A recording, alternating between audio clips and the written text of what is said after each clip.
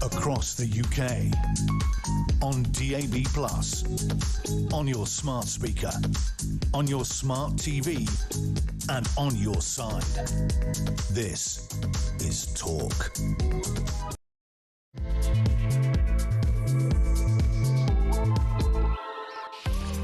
Good evening, this is Talk. I'm Peter Cardwell. Thank you so much for your company this Monday evening. There's loads to talk about between now and 10 o'clock, including the betrayal of the strivers. Why is it that benefit claimants have got 6.2% of an increase? MPs receiving over £3,000 as a cost of living handout. I would imagine there are many people who got up to work this morning, have maybe just arrived home thinking, hold on a second, where's my 6.2% rise? Where's my £3,000 handout? And they won't be getting those. We'll talk about cousin marriage as well. We'll talk about 1 in 8 parents now reporting their child is disabled. How can that possibly be the case?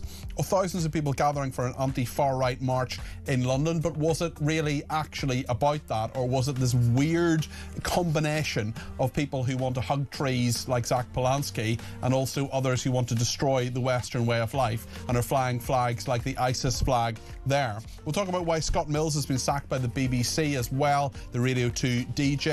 We'll talk about the BBC as well being accused of being anti-British and what's going on in Iran. So much to discuss between now and 10 o'clock. Whatever you want to say, however you want to say it, get in touch. 0344 499 1000 is the number to call. You can text me 87222 with the word talk in your text. You can tweet me at talkTV. Follow me at Peter Cardwell. You can send me a voice note, less than a minute please, on 0344 499 1000. You can send me a WhatsApp text message on the same number, or you can give me a ring on the main number 0344 499 1000. So much to discuss. Stay with us here on Talk.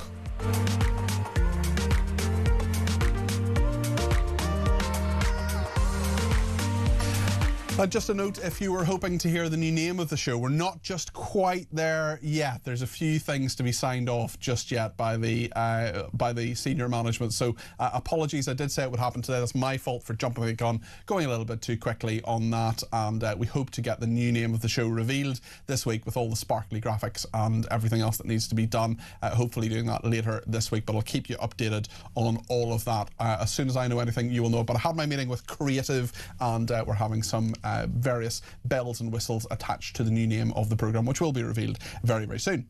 But first of all, I want to speak to Isabel Oakeshott, who's Talk's international editor, about the betrayal of the strivers, benefits claimants getting 6.2% of a rise this week, with MPs receiving £3,000 as a cost of living handout. The 2-child limit as well being scrapped this week. Lots happening because we're coming to the end of the financial year and benefits are being uprated. Isabel, you're very welcome, as always, to the programme. Talk's international editor, Isabel Oakeshott. What do you make of these rises? Because there'll be so many people saying, hold on a second, what about me? I think that so many of our listeners and viewers that are hardworking people feel so much worse off. You know, they've seen their own income just gradually chipped away at in so many different manners, whether it's from inflation, which is still significantly higher than it should be, or whether it and is likely to get worse, or whether it's from just no pay rises for in many cases for years and years. And there is this complete disconnect between what's going on in the public sector, where you've got junior doctors asking for massive pay rises, and whether they will get them, that's another question. You've got the London Underground drivers asking for huge pay rises, and it's the strivers who either work for themselves or work for small businesses that are really struggling. And then you've got benefits claimants, this massive army and growing army of people in Britain who are living purely off the state. Some of them really do need that help, and I'm afraid a considerable number of them really don't. And they are getting this huge uplift. And I just think this has to stop. You know, I think there's a strong case to be made that this benefits claimants, that the payments that they receive should be taxed at this point. You know, there comes a point where there has to be some kind of levelling. And I understand that it's very difficult for any party, any government to cut benefits. Of course, you can make the criteria tighter, and you absolutely should do. But once people are used to receiving a certain amount, then it's very difficult for a government to say, well, actually, we're going to cut your benefits by 20%. But how about beginning to tax them. Everyone else has to be paying tax. Yeah, it's a very, very good point. Liam in Accrington has been in touch and says, Peter, I'm on benefits. I'm sorry for being on them. I hate being on them, but I can't go to work. Liam, we're not getting at you. We're absolutely not getting at you. If you are in a situation, as I'm sure you are, Liam, where you cannot work, that's fine. If people can't work, well, I'm glad to be a taxpayer that supports those people. The problem is there are loads of people, 1 in 8 people, Isabel, saying that their child is disabled. We don't have 12.5% of children who are disabled. That is not the case. There are not one in 5 people in the workforce who could work but don't. There's not 1 in 5 people who can't work. I mean, that is just absurd. How much of this, in your mind, Isabel, is to do with the lack of growth, the lack of employer opportunities, employee opportunities, employment opportunities, and how much of this is to do with the government that feels pressured? Keir Starmer tried to strip just £5 billion of benefits, which is not a huge amount when it comes to the full total, yet we're in a situation where he feels he can't do that and can't get that through his party at all. Well, I mean, these figures are just absolutely insane, aren't they? It's complete nonsense that 1 in 8 children has a disability. And we've broadened the definition of disability so wide as to include any child who's slightly tricky to handle. Parents are now applying for special ADHD diagnoses so that they can benefit from certain handouts. This is awful. You know, it's not actually beneficial to children to label them as having some kind of pathology, when in many cases they just need different type of parenting or more space to run around or whatever it may be. I think this is an absolute scourge. And you know, you asked about whether it's because there just aren't enough employment opportunities. The trouble is that people have begun to see living on benefits as a kind of role in itself. Lifestyle choice for many people. Yeah, and it's just, look, it just got the whole something for nothing thing has got to stop. And well, we all want to help people that really need it. You know, I've got a good friend who's finally succumbed to going on benefits after about 2 years of really ill health. And he was so embarrassed and ashamed to go on benefits. And I said, look, you need it. You need that help now. Nobody here is saying that those people people in real need shouldn't get the support. That's what a civilized society does. But this has become a massive gravy train for far too many people. You're absolutely right. And I know one young woman, she's about 21, 22 years old, who wants to work, but it took such a long time to get her on benefits for mental ill health that she worries that if she comes off and then the same thing happens again, it'll be impossible to go back on them. There's got to be more flexibility in the system. There's got to be more incentive to do some work if you can do any work at all. Dawn in Chelmsford says nobody should be surprised by the above inflation increase in benefits. Starmer and his acolytes view them as a priority, says Dawn. Do you agree with Dawn? Do you think this is a priority, that they go up and are seen to go up so that Starmer can pretend that he's compassionate? Yeah, absolutely, I do. But it's all topsy-turvy, and ultimately it's going to drive our economy into the ground. We've seen it. The economy is flatlining. There's not enough incentives for people to work harder. You know, we're in a tax system in which the harder you work, in some cases, the more you seem to be penalised. You get over a certain threshold and it simply isn't worth doing those extra hours anymore. And that's really insidious in any economy. We want Britain to be growing. We want Britain to be attracting entrepreneurs and people that are willing to take a risk and stick their neck out and work for themselves. But the kind of climate that this government has created is just not, it's inimical to that at this point. And ultimately, everybody is going to pay the price. It might not feel like that right now, but ultimately, if the economy crashes, and it seems to be heading in that direction, it's not really going to work if only benefits Britain is just about getting by, because that, you know, they're not living a life of luxury, are they? And it's not contributing anything. So in the end, this just drags everything down. Very true. The Conservatives are looking to ban cousin marriage to improve UK social cohesion. What do you make of this, Isabel? What really annoyed me about this was the way they said it. You know, that they're looking to ban it to improve social cohesion. How about we just be really plain speaking about this?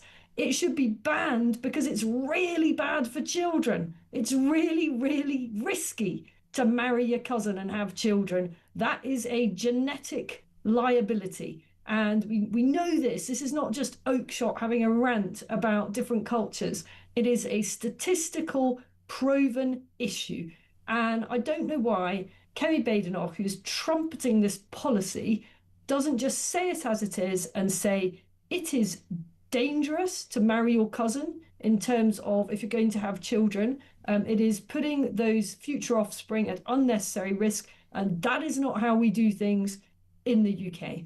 How do you feel about people marrying their cousins but perhaps not having children, like people later in life? For example, it was funny when I did this story before about a year ago, I think, and some people rang in and said, look, I'm in my 60s, I've widowed, divorced, whatever, and I've always got on well with my cousin, and we're not going to have kids. I mean, have you any objection in principle to that? Do you know, I've never given that any thought. But I hadn't either until the person rang in, it must be said. It just seems like a bit of an odd thing. I mean, you've kind of stumped me on this one. Because I'm not generally against it. Most people getting married is a good thing. But do relatives need to marry? I mean, people get on well with their siblings too. You don't need to marry them. Well, that's true. That is true. I'm not really sure why they would be doing it. Well, I think they just got on well, but it stumped me too, it must be said, as well. So no problems on that. Let's talk about the Home Office and a possible delay that might have led to the loss of grooming gangs. Evidence for this, the inquiry in this just seems to keep dragging. We still don't know the detail of what it's going to be. Is it going to be completely properly focused on those rape gangs, or is it not? Hopefully we'll hear some more from the Home Secretary about this soon, but this is a story about evidence that may have been destroyed because of Home Office delays in ordering records to be preserved, coming out of the Home Affairs Select Committee. Yeah, I mean, I read this with some concern and a sinking heart at yet another case of a foot-dragging government allowing vital evidence to potentially just slip away. How terribly familiar this all sounds, doesn't it? After last week's headlines about Morgan McSweeney's telephone, his mobile phone just slipped away into the hands of a mugger, and with it slipped away some vital evidence potentially into what the circumstances surrounding the hiring of Peter Mandelson. And in this case, we know the government does not want to do this grooming gang inquiry. They've basically been forced into it, haven't they? And endless U-turns and different variations of what they are and they aren't going to investigate. And now we discover that potentially some pretty important records may just have headed for the shredder. It's a real concern. I long ago lost any faith in the grooming gang inquiry telling us anything useful. It's like all these public inquiries. Time is of the essence because there are still people suffering. There are still girls being abused. Isabel, great to talk to you as always. Isabel Oakeshott there, Talks International editor. Lots to get into with all of that. Gaz has been in touch and says, I'm nearly 55. I've worked non-stop since 1988. I pay private rent, pay all my bills, and I've not received a pay rise this year. Question, am I an idiot? Says Gaz. Gaz, you're not an idiot. You're someone who works very, very hard and should be rewarded for that. And it doesn't sound as if you're being rewarded. I know a lot of people in that situation who are working hard, striving, getting up in the morning, and then they look at people who are disabled and can't work, and that's fine and no objection to that. But there are people who are swinging the lead. There's no doubt about that. And the system doesn't work either. It incentivizes people to claim benefits, and it shouldn't. Sam says, if you check the Bible, first cousins are not named as incest. My best friend is married to his cousin. They have gorgeous children and grandchildren, says Sam in Croydon. Interesting one there, Sam. I'd love to hear from people who are married to their cousins or know people who are married to their cousins. Is it such a big deal? Is it something we need to worry about? 0344 499 1000. It's on Mandy's mind. She's given me a ring from Northumberland. Mandy, you're very welcome to the programme. What would you like to say? Hi, Peter. Great show. I've never spoken to you before. I've spoken to every other presenter, but I've never spoken to you. Okay, well, you can tick me off. Mandy, it's great to talk to you. What would you like to say? Oh, this cousin thing. Honestly, it's got me. I can't bear my cousins. How would I ever? What, I mean, maybe they're listening or watching right now, Mandy, and thinking, well, I can't bear you either. They probably are, but you can't contemplate marrying any of them. Oh no, it's going flipping nuts. It really is. I mean, there are cultures where they encourage cousin marriage. Certain segments of. I mean, there's an MP who stood up in Parliament who said that cousins marrying. He said, "I promise you," he said this, Amanda. He said they can bring families closer together. Oh, I couldn't think of anything worse. You know, I'm a 51-year-old spinster, and I'm like, what on earth? Have you ever wanted to get married, Mandy? I have been married. Oh, you have been married, right? Okay. Yeah. But not to your cousin. No, not to my cousin. Okay. All right. Well, Mandy, thanks for your view this evening. Good to talk to you, and give us a ring another time as well. Glenn in Catterick has been in touch and says, I work in the private sector and I've never got near a 6.2% pay rise. It crosses your mind whether it's worth dragging yourself out of bed in the morning, but I'll continue to do so and keep my dignity with my head held high. Great show, says Glenn. Lots more to discuss, and we're actually going to do the debate desk just a little bit later on this evening. We've had a guest issue, but we're going to have a really, really good debate desk at about 7:30. In the meantime, we're going to talk about the betrayal of the strivers with the Taxpayers Alliance's William Yarwood, who will be on after the break, and then we'll do debate desk after that. Whatever your view, whatever you want to say, 0344 499 1000. Stay with us.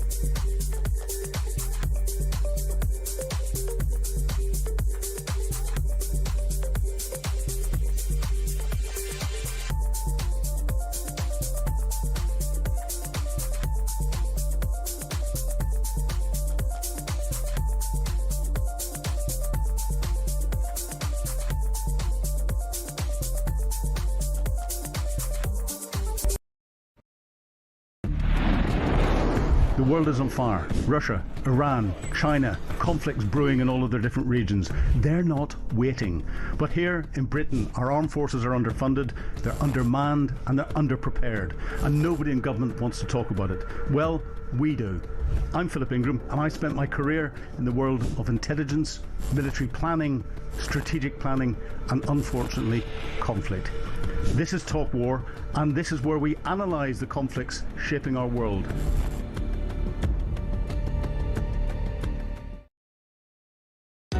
Across the UK, on DAB+, on your smart speaker, on your smart TV, and on your side.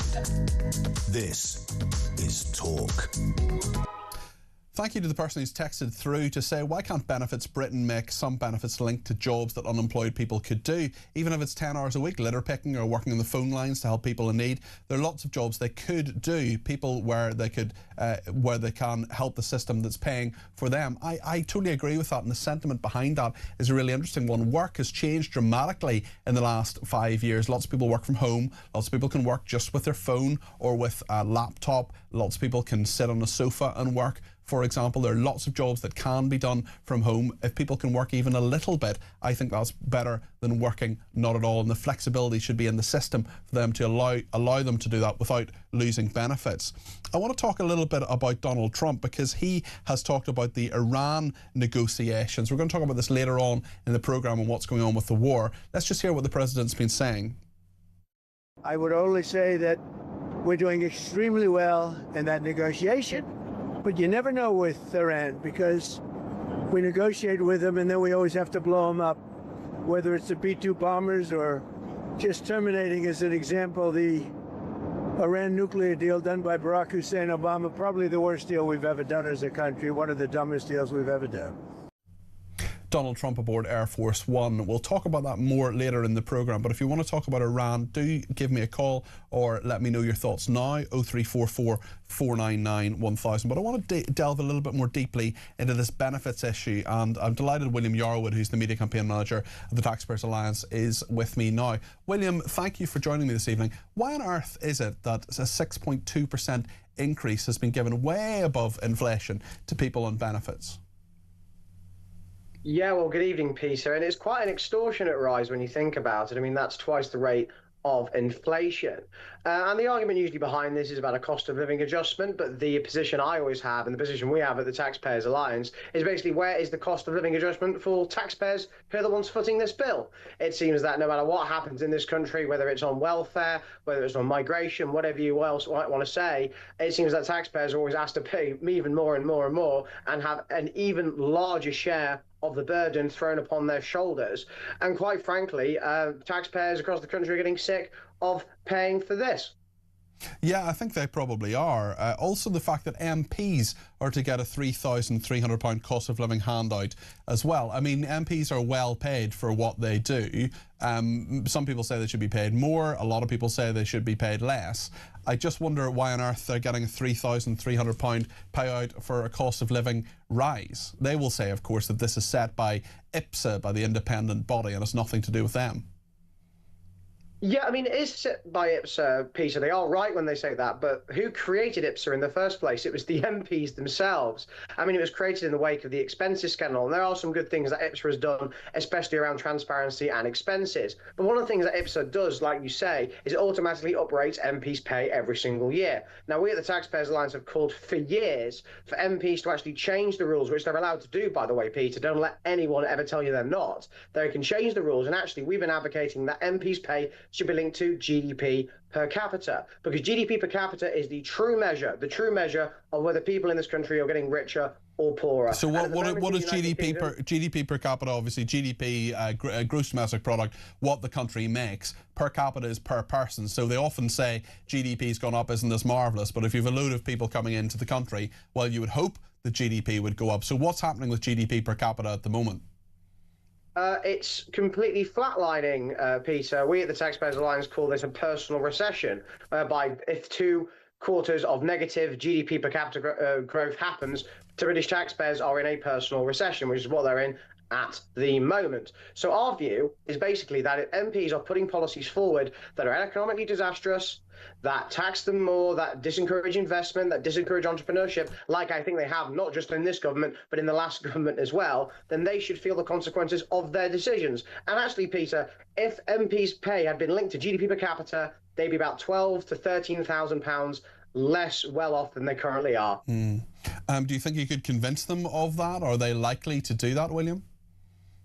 No, I don't think so. I think, as you've seen with the recent pay increase, virtually no politician, apart from obviously Rupert Lowe, who didn't take his salary in the first place, none of them have actually come out and said, oh, actually, we should show some solidarity with the British people and not take this pay rise, and maybe there's a better way to go about engaging in pay rises. I don't think that any MP is ever going to vote against their own pay going up, but actually I think if they want to show some solidarity with the British people during a cost of living crisis, and indeed just generally, they should reject this pay rise and put legislation forward to link their pay to GDP per capita so that we can properly hold them to account. It should be said with Rupert Lowe, he is someone who is of means. He has an awful lot of money, and he of course doesn't take a salary, and that's his prerogative to do so. Not all MPs in that situation. I'm not saying they shouldn't be paid. I'm just worried about if they're saying to us that we've got to live in more straitened times and make sacrifices. Well, if they're saying to viewers and listeners of this station and to the two of us, well, you've got to survive on less or just get on with it if inflation's going up. If they're not experiencing that themselves, it's just another thing, William, that makes life in Westminster just that little bit different from the rest of the country. Yeah, absolutely. And that's our argument too. I mean, if MPs were putting policies forward, Peter, that were genuinely improving the economic standing of this country, if business was thriving, if the tax burden was lower, if entrepreneurship was coming to this country and people were investing, and GDP per capita, as I said earlier, was going up, then if MP's get a pay rise because it's linked, that's fine with me. No issue with that at all. But the fact of the matter is, GDP per capita has been flatlining, taxpayers are in a personal recession, and MPs always seem to be insulated from the decisions they make, and I think that's just simply not fair. How is it actually possible that 1 in 8 children is disabled? Do you believe that statistic? Well, I mean, a lot of that's going to be to do with the increase in autism ADHD post-lockdown, and of course, as we know, the criteria, let's say, the criteria around those kind of mental health issues is harder to determine than actual proper disabilities. But when it comes to, these people growing older, you've got to think about, what type of access to the welfare state will they have? A lot of these people will be involved in the SEND and social care system, which is an entire discussion in itself. And I think that this report is, it shows something I think quite worrying. I think quite worrying indeed. And whether it's, bearing the facts out in terms of whether it's just to do with, like I said, ADHD and autism and depression and anxiety and all these other things, that shows that in reality, we're creating a system in this country where children are, growing up with these problems, when in reality, in a healthy society, Peter, they shouldn't have these problems at all. Well, or even if they do have the problems, well, they're actually jobs that can really suit autistic people. For example, autistic people are often very, very process driven. They're very, very good with a process, and there are many jobs that in which that is actually a massive asset. It also doesn't necessarily make you disabled, and I do wonder if people are rushing to this. William, just a final question for you. I just wonder if you can see any green shoots of growth and any better value for the taxpayer from what we get, or will it just be more of the same, even if Labour get a sharp shock at the local elections, which the pollsters appear to suggest could be the case? The Conservatives may do all right-ish, will probably lose some seats. Liberal Democrats presumably do a bit better, and certainly Reform UK riding high in the polls as well.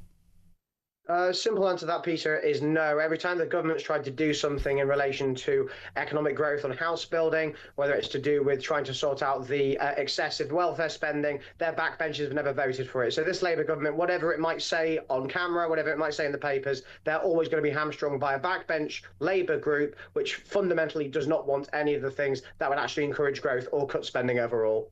William, thank you as always. William Yarwood, their media campaign manager at the Taxpayers Alliance. Let's go to Julie in Chester, who works with people on benefits. Julie, I understand.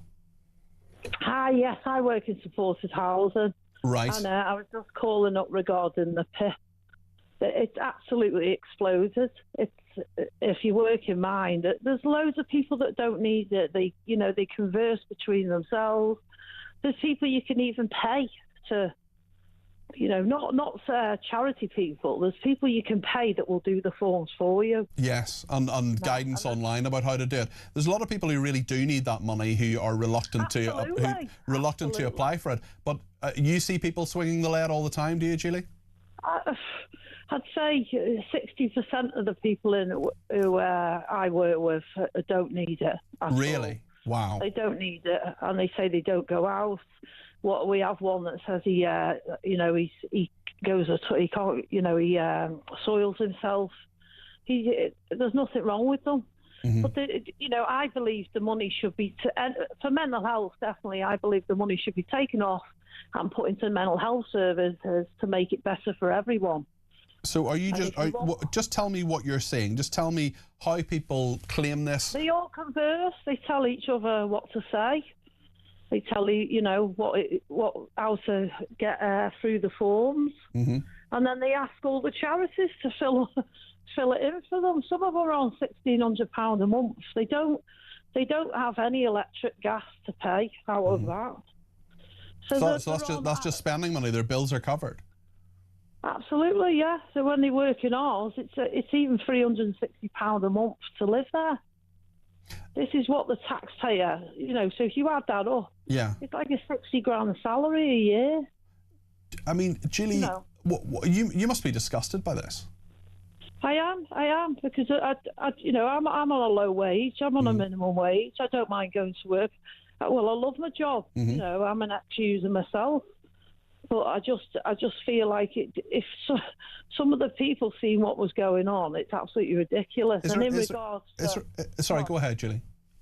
No, in regards to ADHD, my son had ADHD and was continuously pushed out of school, trying to be off-rolled. You know, he never had a fight. He never, you know, he just didn't do homework. He found it hard.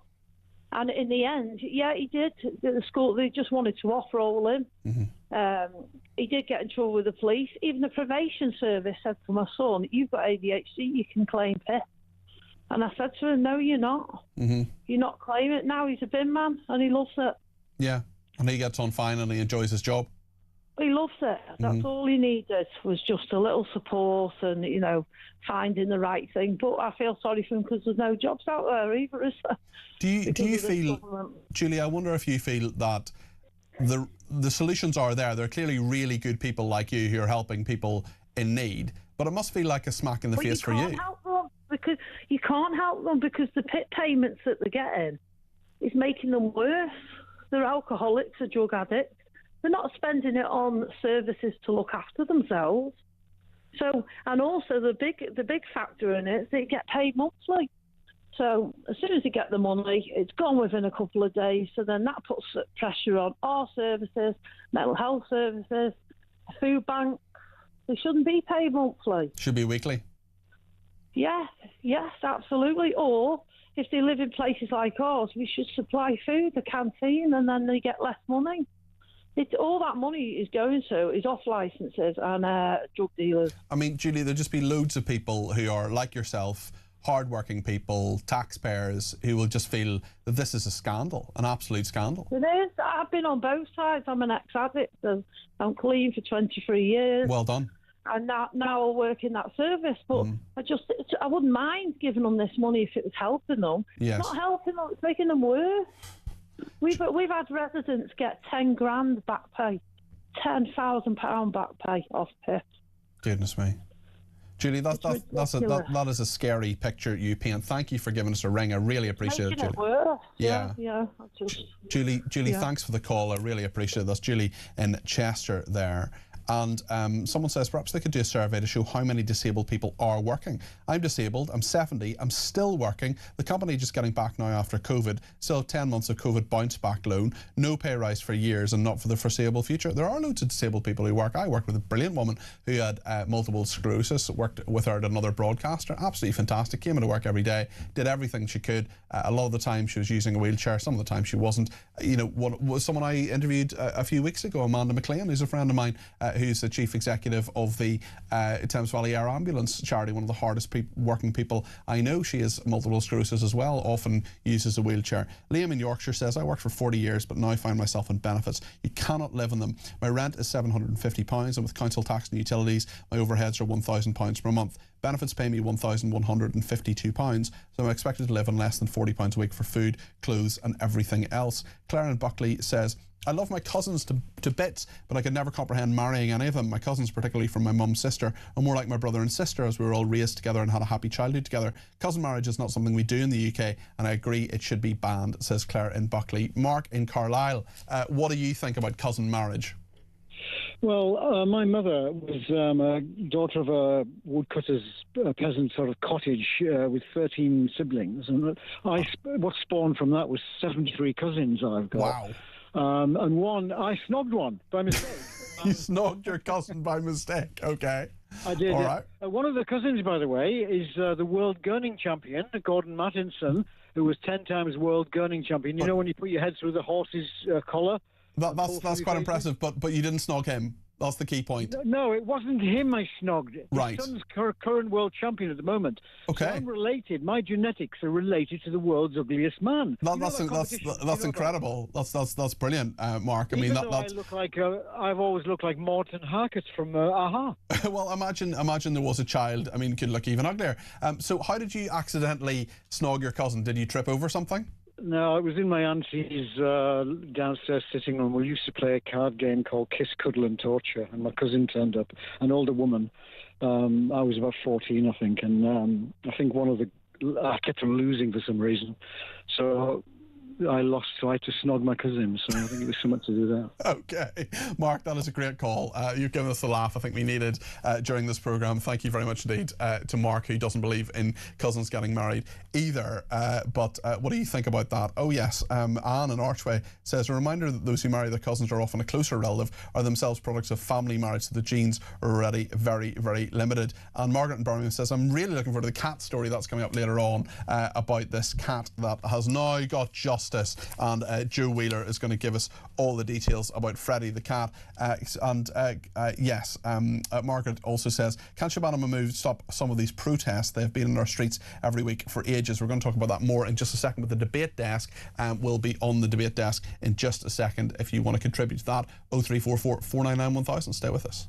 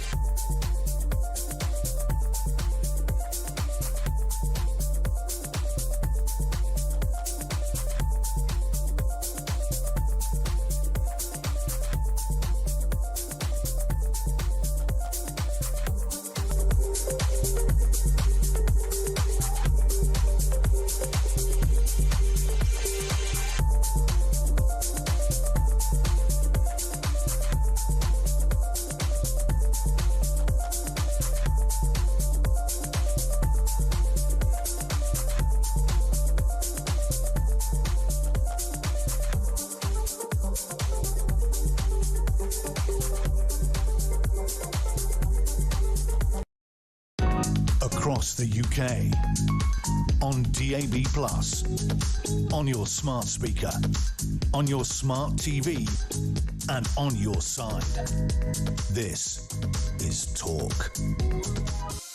James has been in touch on text 87222 with the word talk in his text, saying autism and ADHD are not mental health issues, they're neurological issues. It's about how a person's brain is wired, how they think, feel and experience the world. When your guests describe them as mental health issues the kids shouldn't have, it shows a misunderstanding of what people are experiencing. MG from Staffordshire says benefits are on the increase because more older people are working to get the state pension and beyond, leaving fewer jobs for young people trying to get on the property ladder. Instead, people prefer to blame immigrants instead of looking at older people, and some parents viewing parenthood as a way of getting a taxpayer's paid house, says MG in Staffordshire. Well, thank you very much indeed for that. I'm going to talk more about that in a minute or two. We're on the debate desk this evening with Ebzak Kintade, political commentator. Lovely to have you here. How are you doing? I'm fine, thank you. How are you? Yeah, very well, thank you. And Phil Dave, talk presenter. Great to have you here. Evening. Good to see you. Likewise. So, let's just find out what happened at the weekend with this march in central London. So, firstly, Zach Polanski and Mutton Ali, the leader and deputy leader of the Green Party, respectively. This is what they had to say. Marching with the Together Alliance, there are hundreds of thousands of people on the streets marching together in solidarity. This is a message to Tommy Robinson, to Nigel Farage, to all those who appease them. We will be organised, we will stand in our communities, and this together is how we defeat the far right. So we're out on the streets of London because we're standing up against the far right. We're going to make sure that they don't have a free ride anywhere in this country. They don't walk on the streets of London without being challenged. They don't walk on the streets of any city without being challenged. We'll defeat them outside and we'll defeat them in Parliament, just like we did in Gordon and Denton. Muffin Ali there, finishing that clip. Samara Gill, a reporter, went out on the march and asked various people about who they were perhaps not supporting, but their opinion certainly on Hamas. Is Hamas a terrorist group? No comment. Are Hamas freedom fighters or a terrorist organisation? Is that a loaded question? Just a simple question. The ANC were once called terrorists, and Margaret Thatcher asked for Nelson Mandela to be hanged. Did you know that? Hamas freedom fighters or are they terrorists? Well, one person's freedom fighter is another person's terrorist. Zara Sultana was also there, the ex-Labour MP. This is what she had to say. Look around you. We are the majority. This country belongs to us. So yes, we will defeat them at the ballot box, but when necessary, we fight them in the streets as well. Whose streets? Our streets. Whose streets? Our streets. The choice is clear. It is socialism or barbarism, and we must choose socialism. So, Phil Dave, what did you make of this march? Oh my goodness me, I mean, never before have I seen so many useful idiots in my life in one place. All right, OK, I'll try and break this down as quickly as possible, but my my side of things is that an awful lot of these people don't realise what they're marching for. Some of the wording that they use is quite extraordinary, the way that they'll go on saying, we'll defeat them, as if somehow those who are patriotic are a threat to this country. I find baffling.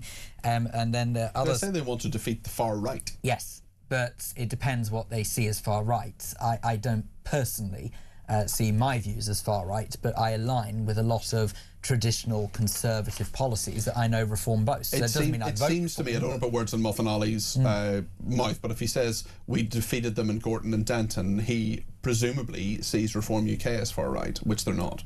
Well, that's certainly would be my argument, they're not. You know, I don't actually know if we actually have a far-right party in this country as such, and thank goodness for it. I don't want a far-right party, but exactly the same way I don't want a far-right, I don't want far-left, and that's exactly what socialism really could be deemed, to be honest. Some would argue that with the Green Party. What did you make of this protest? Is it perfectly legitimate? I mean, there's some strange people together. There were some flying, for example, ISIS flags, and then other people saying that they want, you know, for example, peace in the Middle East. I just think we're a bit lost because things are so extreme. We've kind of, in the last few weeks, we had the ambulances being set alight, which was horrific in North London. And then on the other end of London, over, I think it was Friday or Saturday night, we then had Reform in Croydon Fairfield Halls. And I just think people are seeing things through extreme lenses. What were Reform doing in Croydon that you disagree with? I'm not disagreeing with it per se, but they were having a kind of a conference there to promote what they do. Is there anything wrong with that?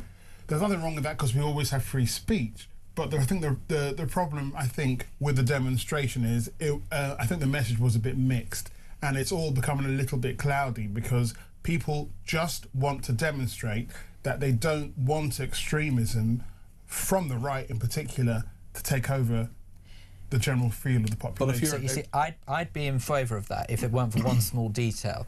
The individuals who organise this kind of unite against the right party, unite against the right protests that we've saw at the weekend, and with all of the protests that go on every single weekend, is they're sort of sold a bit of a lie just to get the numbers, and this is what I don't like, is I'm all for people having a genuine political view.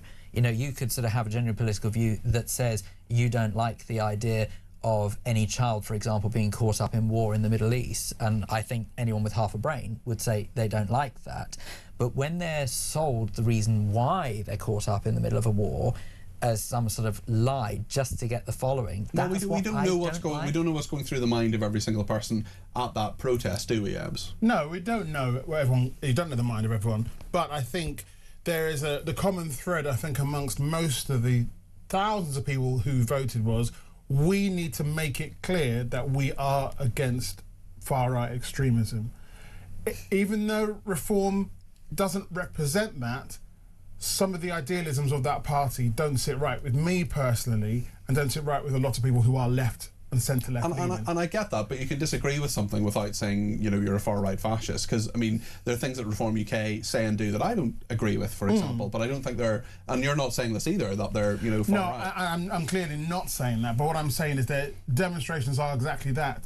They are demonstrating the fact that they are against any kind of far-right movement or activism, be it cloaked under Reform or otherwise, because I think Reform have darker shades to them that are really uncomfortable, but for the most part, demonstrating is showing that people are against far-right activism. You see, the irony, of course, being is that some of the far-left behaviour that we see demonstrated by the Green Party, and they're not even subtle about it, I mean, some of the things that people associated with the Greens have come out and actually said openly that are so blatantly racist towards Jewish people, they just don't seem to care. I mean, like, they might sort of come out with the correct comment, ooh, anti-Semitism, which, by the way, is racism. Racism has no place in our party, fine, but then prove it, you know? You just can't just sort of gracefully accept.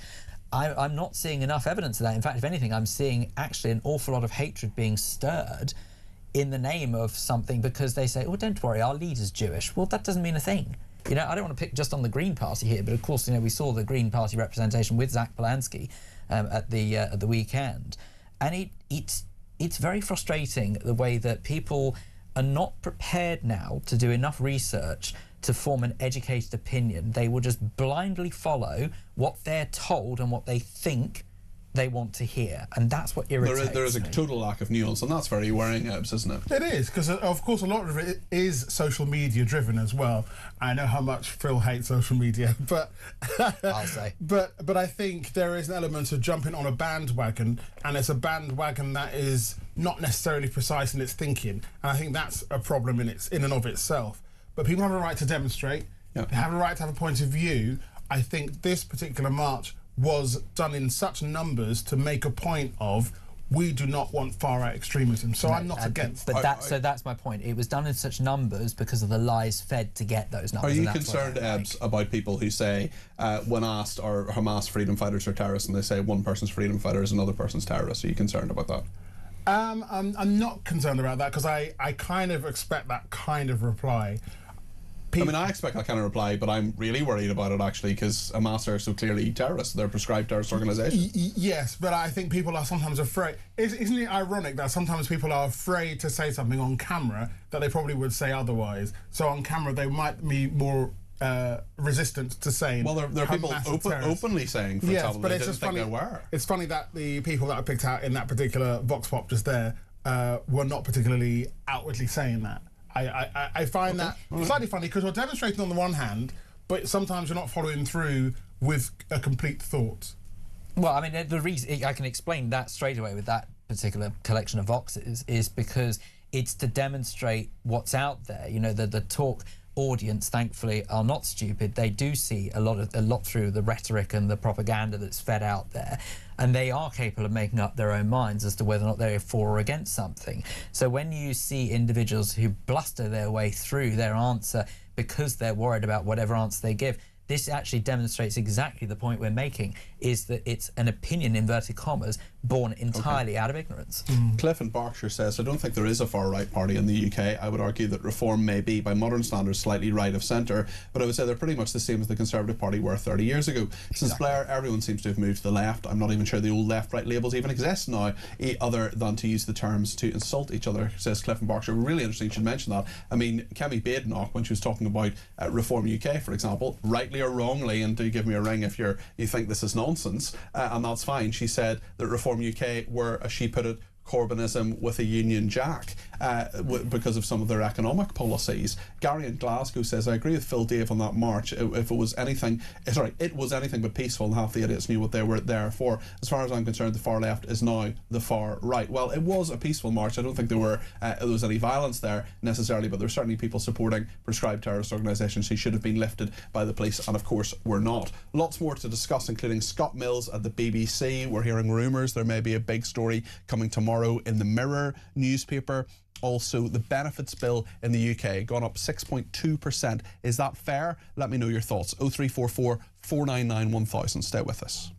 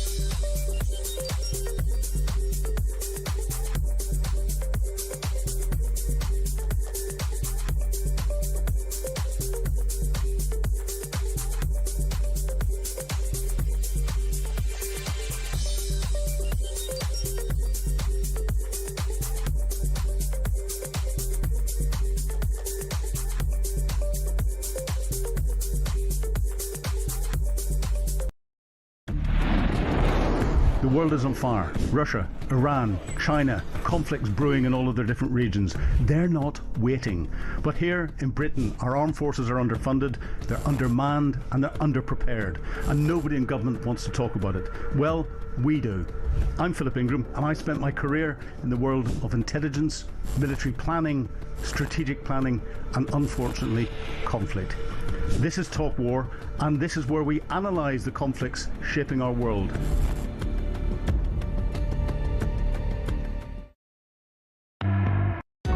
Across the UK, on DAB+, on your smart speaker, on your smart TV, and on your side. This is Talk.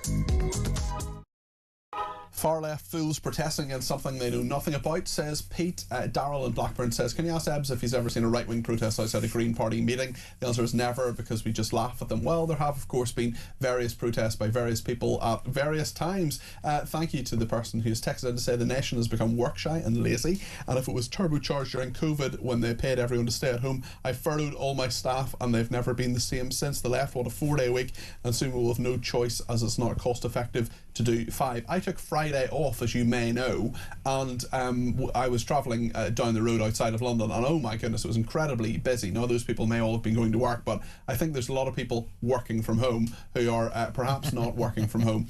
Diane in Oxfordshire says, my daughter has physical and neurodiverse disabilities. The education system let her down, but she graduated with a 2-1 with honours in accounting and finance. She's applied for hundreds of jobs in finance without luck. She wants to work and currently works part-time on reception in a dementia care facility. Any employers out there want to give her a chance? That says Diane in Oxfordshire. Well, Diane, I'm really glad to hear your daughter is doing some work rather than no work, and I hope she finds something. I know it's very, very difficult for a lot of young people. The other person looking for a job is Scott Mills, who was until a few days ago the presenter of the biggest breakfast show in the country on Radio 2. He has now been sacked. Some details we know, some we don't. Phil, Dave, tell us about this. Yeah, well, look, there's an awful lot of speculation, as you may anticipate. There are some claiming... And we're going to be careful about... No, that's why I say there are some who are claiming that it's for one reason. There are others who are saying we don't know any details. Why are they holding back? I'm not here to speculate. I want to wait until the BBC announce what the reason was. Well, the Mirror has reported that it was to do with a historic relationship with someone he worked with. Yeah. So, I mean, that's what the Mirror says, but that's not what BBC has said yet, if they're going to say it at all. Who knows? They've said that it was over personal conduct, was the way they put it. And so I mean, I think that sort of that alone, I mean, those words, especially when you consider the history of the BBC, in terms of how some people, now I'm going to be really clear, this is not saying Scott Mills has behaved in the same way, but given historically how some people at the BBC have conducted themselves personally, it is quite worrying that the BBC recognises that the only option is to fire their largest, if you like, breakfast show host. It is interesting, isn't it, Ebbs, that the BBC has been through a series of scandals. No suggestion, of course, that Scott Mills has done anything that other people, like, for example, Hugh Edwards or other Jimmy Savile or whoever, has done no suggestion that his conduct has been in any way like that. We don't know what his conduct has been, but yet another scandal for the BBC, just as a new Director General starts. Oh, yeah, well, it might be a scandal. As Phil intimated, they've sacked him. They clearly believe there's a good reason for it. Yes, there is, but as we all know, the BBC is so now hot on any kind of scandal that will quash it, no matter what degree a person is, i.e. in trouble. So I feel, as of now, because I don't know what the BBC has said, they said that they do not comment on matters relating to individuals, so they might not say anything. Yeah, except they do. Well, they do when it suits them. You're right, this is what they've said. Yes. But they do say it when it suits them, let's be honest. Yeah. Look, I mean, I think that sort of to speculate over the situation that Scott Mills he finds himself in at the moment is a bit silly, because obviously we don't know what the exact reason is, even if the Mirror seems I expect in the fullness of time there'll be more information coming out. But I think we do deserve, at the very least, to know. Do we? Yeah, what? Sorry, it's licence fee payer money. Is that totally? Yeah. But I'm a bit more of, if it's something to the scale of, oh, God forbid, Hugh Edwards or... Well, that's what I was going to say. I mean, does that mean that we didn't deserve to know about Hugh Edwards or Jimmy Savile or Rolf Harris? Or I think because those three you particularly mentioned, they are like really heinous crimes. Yeah, totally awful. And like we said, we don't know what Scott Mills has done. No, so if it's nothing related to that or anything close to that, but sackable, then I think he probably does have a right to. Do you know what's interesting? Actually, one of the things I know, because I know that you and I both worked at BBC as you have as well, Cardi P. The thing is that they actually, one of the things that is a sackable offence for BBC staff is not paying the licence fee. Is it? Yeah. Do you know what the other two are? There are 3 instantly sackable offences at the BBC. Yeah. One is not paying your licence fee. One is, shall we just say at 3 minutes to 8, doing something you shouldn't be doing on the premises with another person. Oh yes, no, I didn't know. Okay. Yeah. And the third one, which is ludicrous anyway, is denying the existence of Father Christmas live on air. I had forgotten that one. No. And we know, of course, we do know that Father Christmas does exist. Absolutely. So, why would anyone deny that? I don't know. Totally and utterly. So there you go. It's it is quite extraordinary how, of all of the things that are wrong with the BBC, that those are still the 3 core reasons for instant dismissal. Yeah, although it's interesting when someone is, of course, on a contract as a presenter, you can get rid of them much more easily than perhaps someone who is substantive. Someone who's on a substantive post and so on. I mean, either way, whatever's behind this is a major scandal for the BBC, and there's a lot in the new Director General's entry, isn't there, Ed? Yes, there is. I am just mindful, the press will really fan the flames of this. Irrespective of what degree Scott's done something wrong, they will fan the flames. I can't imagine how he's feeling right now, thinking that the Mirror is going to exclusively reveal something tomorrow. He could, I mean, maybe they will. Wrong, fair enough. He could, in theory, speak. He could say something. He could put a statement out, couldn't he? He could put a video out on Twitter to clarify things. But this has all moved quite quickly because he was just on air last Tuesday. Yeah. So in the space of 6 days, he's gone from having his Radio 2 primetime breakfast show to not having it at all. And that is obviously a massive downfall for someone who's been there for so long. Yeah. As we hurtle to the top of the hour, I will be very quick when I say this. I do find it baffling, though, the way that people sit in that chair. I mean, I think we've all sat in a presenter chair of sort and have known the privilege that comes with it. I find it baffling the way people are prepared to risk that. There are a lot of people who take a lot of risks out there. No suggestion, of course, that Scott Mills has done anything illegal or wrong. It'll be very, very interesting to see. And Pete says it doesn't matter what the Scott Mills sacking is about. It's just yet another scandal that ought to see the BBC shut down, in Pete's thoughts. So that's a whole other debate. We will talk about benefits. We'll talk about 1 in 8 parents now reporting their child is disabled with Ebbs and with Phil in just a few minutes' time. If you want to get your points across, 0344 499 1000, the number to call. So stay with us here on Talk.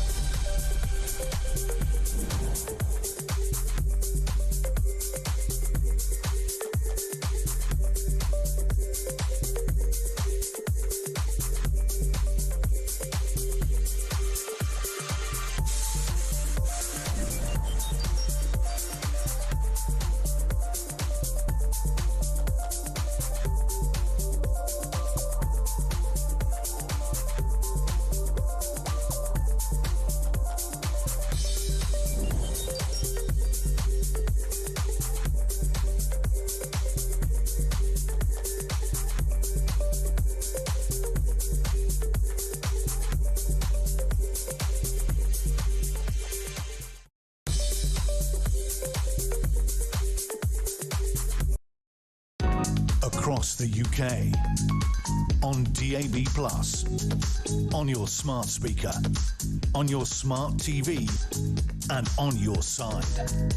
This is Talk.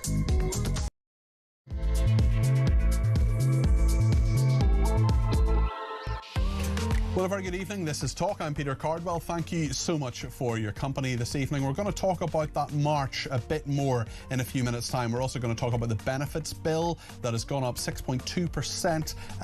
Lots of people in the private sector and the public sector actually not getting rises anything near that at all. We'll talk about that a bit later on in the programme as well. Burglaries and thefts in Britain. Police failed to solve 92% of burglaries in Britain last year. We'll talk as well about Iran, what's happening there, what President Trump has been saying. He's threatened to obliterate Harg Island if no deal is made. We'll see what happens there, and what the Prime Minister has said here in the UK as well, not just about the businesses that he's been talking to today, but also about the war itself. And we'll get an update on the story that I'm very much looking forward to, which is about Freddie the cat. Freddie has been very ridiculously banned from a Tesco's in Lincolnshire. We'll get the latest because he's been brought back in a blaze of glory, and a petition has been signed by many people. Joe Wheeler will bring us the latest on that a little bit later on. Whatever you want to say, however you want to say it, get in touch. 0344 499 1000 is the number to call. You can text me at 7222 with the word talk in your text. You can tweet me at talkTV. Follow me at Peter Cardwell. Send me a voice note, less than a minute please, 0344 499 1000. We're going to hear one of those in a second from someone who's been on the march. We're also going to take some WhatsApp text messages as well. You can send those in on the main number, and you can give me a ring on the main number as well for a discussion on the air, 0344 499 1000. So much to discuss, so many ways to do it, plenty more to get into in a specially extended debate desk as well, with Ebbs and with Phil. So stay with us here on Talk.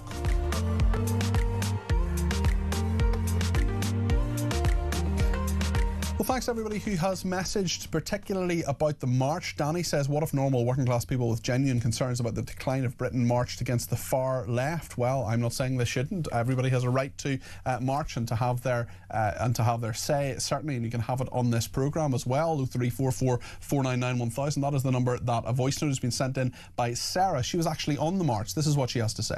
I was there on Saturday in Croydon, and it was the loveliest bunch of people. It was a fun, positive evening. There was no anger, nothing. It was just positivity about how we want to shape our country. The people who were angry were the protesters outside shouting hideous names at us while we just queued very respectfully outside.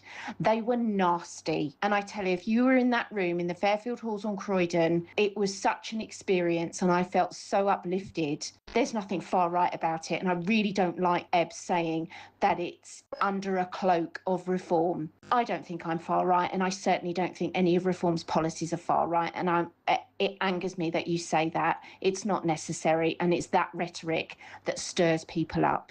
Apologies, I got that wrong. I thought Sarah was at the march. She was actually at the Reform UK event that we were talking about a little bit earlier on. Ebbs, do you want to respond to that in any way? I will respond to it by way of the fact that, yes, you might have been uplifted by it. I think the whole point of it was to be an uplifting experience for people who might have questioned what reform are about, for die-hard reform supporters. I think you've just got to be careful at what the bigger picture is with Nigel Farage and what he's actually up to. I say that absolutely genuinely, and I will stand by what I said. What do you think he's up to? Because I think it's like almost like a soft launch, that whole event. Yes, I wasn't there, and she's probably going to get more riled up at what I'm going to say, but I do think there is a darker undertone to reform. Why do you think that? Because Nigel Farage is somebody who's a very calculated, very clever individual who knows how to rally the troops together to get on side. Once on side, as we know from history, people like that, leaders like that, can also then colour their message as time goes on. But he's been around for 25 years. He has, but he hasn't coloured his message in any way that you're suggesting. On that front, what did he do differently when he sort of led the troops, if you like, to voting to leave the European Union? I sort of think that he led them to exactly what they asked for. They wanted to vote to leave, and that's what they got. But I don't see how he's... Okay, let Ebbs respond. But remember the NHS bus? The extra 350 million that was going to go to the NHS. That was a Boris thing, wasn't it? That wasn't his campaign. That wasn't Farage. Okay, well, he was very much led with that. I suppose what I'm getting at is I don't want to put you on the spot here, but my point being is that I just think that it's actually the rhetoric from the left who are threatened by reform. I don't mean left as in left of centre or sort of like reasonable thinking left people. I'm talking about those who are the die-hard lefties, like your Zach Polanski's, your Zara Sultans and all that. It's the rhetoric that they spew out that makes people suspicious of Farage, where actually I genuinely look at him as someone who is patriotic. That's all I see. Someone who just remembers how good the country was. Let's let Ebs respond. What are you worried about, Ebs? I'm worried about the fact that Nigel Farage could become Prime Minister in this country, and he'll do it in a sly way where he will lead with certain manifesto pledges and stuff which are quite soft and nice and cuddly. And once he's in, I think there is a much bigger, darker undercurrent when it comes to like immigration and those kind of political. But what's your evidence for that? My evidence for it, it comes from what I've heard about the man himself, Nigel Farage.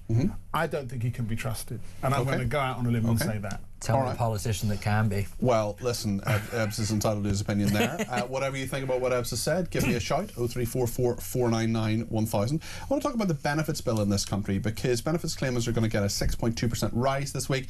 MPs are also going to receive £3,300. The two-child benefit cap has been scrapped as well. We're coming to the end of the financial year. That's happening on Sunday. I know that because my brother's birthday, the 5th of April. Happy birthday, Tom. And we're in a situation where all these things are happening. Let's just isolate one of them. 6.2% rise in benefits. Ebs, what do you think? Oh, God. So we know everyone calls us Benefit Britain. I just think... one in 5 people who can work doesn't work. Yeah. That's a lot of people. That is a lot of people. And it's always going to be a constant question in my mind as to whether a 6.2% rise in benefits is just going to, I don't know, it's not going to help anything. I'm going to put it like that. I feel it's just backward thinking. Phil? Well, I actually think that sort of we've clearly sort of dug our own grave in this country when it comes to benefits. Successive governments have just got it so unbelievably wrong because everyone is too terrified to ask the question, who actually deserves benefits, as opposed to how can they claim for benefits. That's how politicians try and disguise it, you see. How they can claim has been tweaked by various parties, including the Tories mainly, as to how someone can actually go through that process, and that is how they've managed to, if you like, curb or try and curb the number. But no one is brave enough to have the conversation to say who actually deserves benefits. And so to my mind, those who actually deserve benefits are people who genuinely have undeniable physical disabilities, anything. I mean, I appreciate not all physical disabilities are that visible externally, but, it could be anything from chronic arthritis that means it's very painful for someone to walk somewhere and go somewhere. Anyone who has perhaps maybe experienced some sort of ghastly ongoing treatment for a disease that means they're not well. All of these people we know. You haven't mentioned mental health there at all. I am about to get to mental health. When it comes to mental health, I think that what we have done is that we have, quite rightly, sort of had the conversation about mental health over the last few years. The pendulum has swung slightly too far the other way now. So what we've got is a situation where people identify themselves as mentally ill when they're actually probably not mentally ill. Doctors are under so much pressure to try and curb the numbers or deal with the numbers that they unfortunately sort of almost just agree with them just for the sake of getting through the numbers. Abs? Yeah, I agree with that to a point, but I think talking about people who claim themselves to be mentally ill that aren't, I'm a bit wary of saying that, because if somebody has fallen into that category or has been diagnosed with a mental illness, and I suppose the point is, if you've been diagnosed by a doctor, I mean, Phil, you're not medically qualified, and neither am I. Exactly. But we know overall that there are lots of people who say they're mentally ill who are not. I mean, I take pills every single day. I've been diagnosed by a psychiatrist as being mentally ill for having anxiety and depression, which is very, very well managed. Yes. So I know a little bit about it. And very, very common. Yeah, and very common indeed as well. But I can work.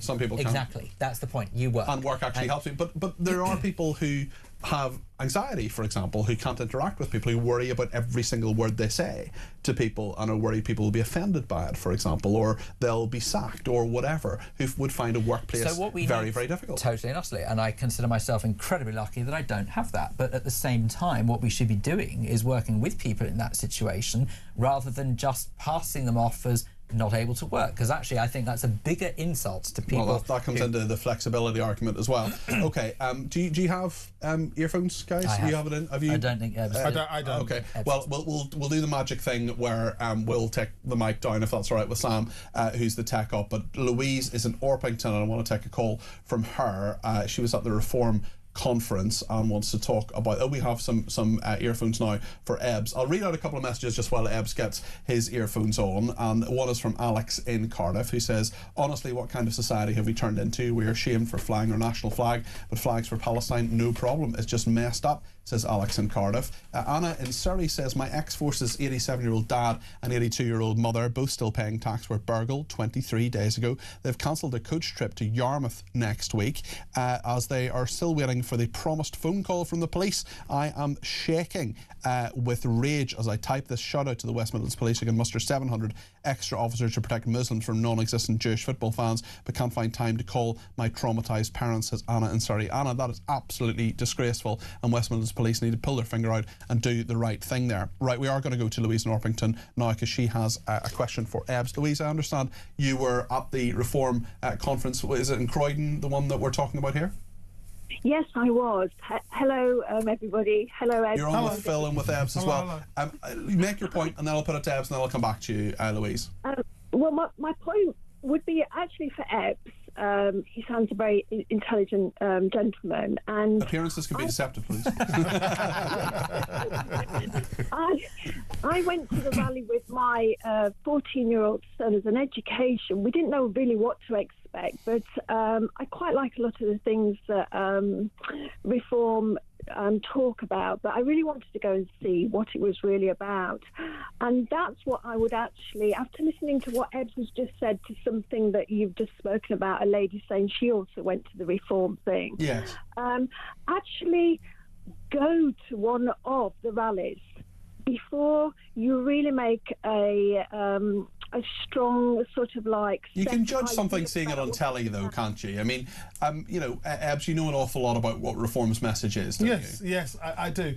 I mean, I'm intrigued that you say I need to go there to... No, I mean, no, I said I'd invite you. I'd invite you to go as an education rather than, go. Okay, because what was it that you got out of it that you once reflected on me or my thoughts? Because well, the whole rally actually wasn't really all about Nigel. He came on right at the end. It had Layla and it had David Bull and it had a few other guest speakers. And it was really about more to do with the economics of the country and how to run them and the future for the children, the education, the health. It was all very as if you had a business and how you would run it successfully. And there really wasn't anything about abroad, about Gaza, about Donald Trump, about Jewish people. Immigration. Did immigration come up, Louise? Immigration came up, but it came up in a sense that was understandable. It was more of an economic, how the effect it has economically. It wasn't totally against immigration, but it was more about healthy immigration and how we all live together. And they use far better words than I'm using now, but how we can all be more harmoniously living and why it's possibly not working and how it would be more successful in how it could work. And it clearly spoke to you, Louise. It clearly struck a chord with you. Is it something you consider going to, Ebbs? I mean, I'm open-minded. I'm willing to go to any party's conference just to find out a bit more about them. The one in Fairfield Halls isn't a million miles away from where I live, so I was aware it was happening, but the fact that I knew it was happening almost put me off. And that's probably a fault of my own. Louise, would you be happy to go to a Green Party event, for example, to see what they're about? Do you know what? I would love to go to a Green. I would love to go to a Labour one. I would love to go to... If they did what Reform were doing, I'm not saying they're the be-all and end-all, but if they did that, I think everybody would be pleasantly educated. And it was also an education for my son, who's only 14, for him to see and hear what the people, rather than Chinese whispers, you know what I mean, about what these people have to say for themselves, and for him to make up his own opinion on politics, really. Okay. Just final word from Ebbs, and then I'll come back to you. Well, so I just want to know then, so by going and seeing this conference that happened over the weekend, has it changed your political standpoint? No, it hasn't changed my political stand, but I saw how professional and how unaggressive they were. And what I was really shocked were the people outside, because we nearly didn't go when we drove past and parked the car because I felt really unsafe, and I was actually quite scared. And there was a lot. Well, good for you for going in and for taking part, Louise. And I always say this, you know, whoever it is, if you stand up and make your voice heard, you know, fair enough, as long as it's legal to do so. And that's why I have many problems with people who are in Hamas and support Hamas and other terrorist organisations. But Zach Pulaski, yeah, I'll criticise you for your policies, but at least he's out there and he's stood for election. And I admire anybody who stands for election as well. Louise, thanks for your points. Really appreciate them.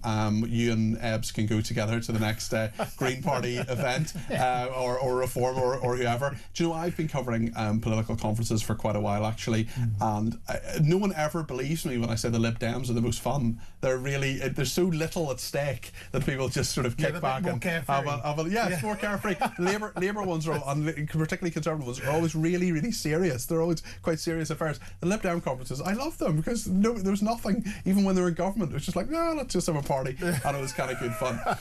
Thank you both very, very much indeed. Phil Dave, talk presenter, and Ebbs Akintade, who's a political commentator. Really appreciate you coming in to the studio this evening. That's the debate desk. A little bit later than usual, but nonetheless great to have it on the programme, and thank you to Louise in Orpington for her call as well. In just a second we'll talk more about what are we talking about next, actually? I don't know. Let me look at the running order. Next we are talking to, what are we talking about next? Tom Slater. We're talking to Tom Slater about the march itself, actually. So sorry, our running order had a little bit of a change, and I don't have an up-to-date one in front of me, but there we are. We'll talk to Tom Slater. We'll take more of your calls, text, tweets and voice notes as well. In fact, let's just play a voice note right now on benefits from Craig. So, benefit recipients are being given a whopping 6.2% increase in their handouts, but the inflation over the last 12 years, the inflation rate in percentage terms has been about 3 to 3.2%. So why are they getting double the rate of inflation, I wonder? It doesn't seem very fair to me. And I'm really now at the point where, for people who are on receipt of benefits, perhaps it's the time for identification. Perhaps it is the time for a tokenized digital payout system for these people, such that their money can only be redeemed in UK shops. It can only be redeemed within the United Kingdom. It can't be used to remit money. As much as I don't want to see that, maybe that's the direction of travel that we need to consider. Very, very interesting point there, Craig, and I promise you I'll put both those points, both on the perhaps digital payout system and also why it's double the rate of inflation. I will put those both to Tom Slater, who'll be joining me in just a second, so stay with us here on Talk.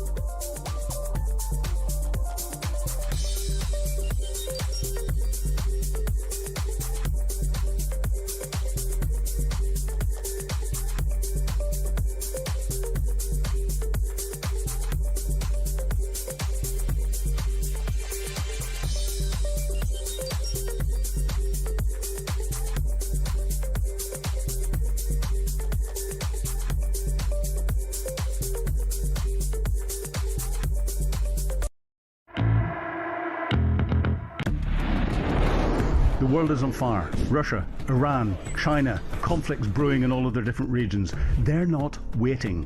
But here in Britain, our armed forces are underfunded, they're undermanned, and they're underprepared. And nobody in government wants to talk about it. Well, we do. I'm Philip Ingram, and I spent my career in the world of intelligence, military planning, strategic planning, and unfortunately, conflict. This is Talk War, and this is where we analyse the conflicts shaping our world. Across the UK, on DAB+, on your smart speaker, on your smart TV, and on your side. This is Talk.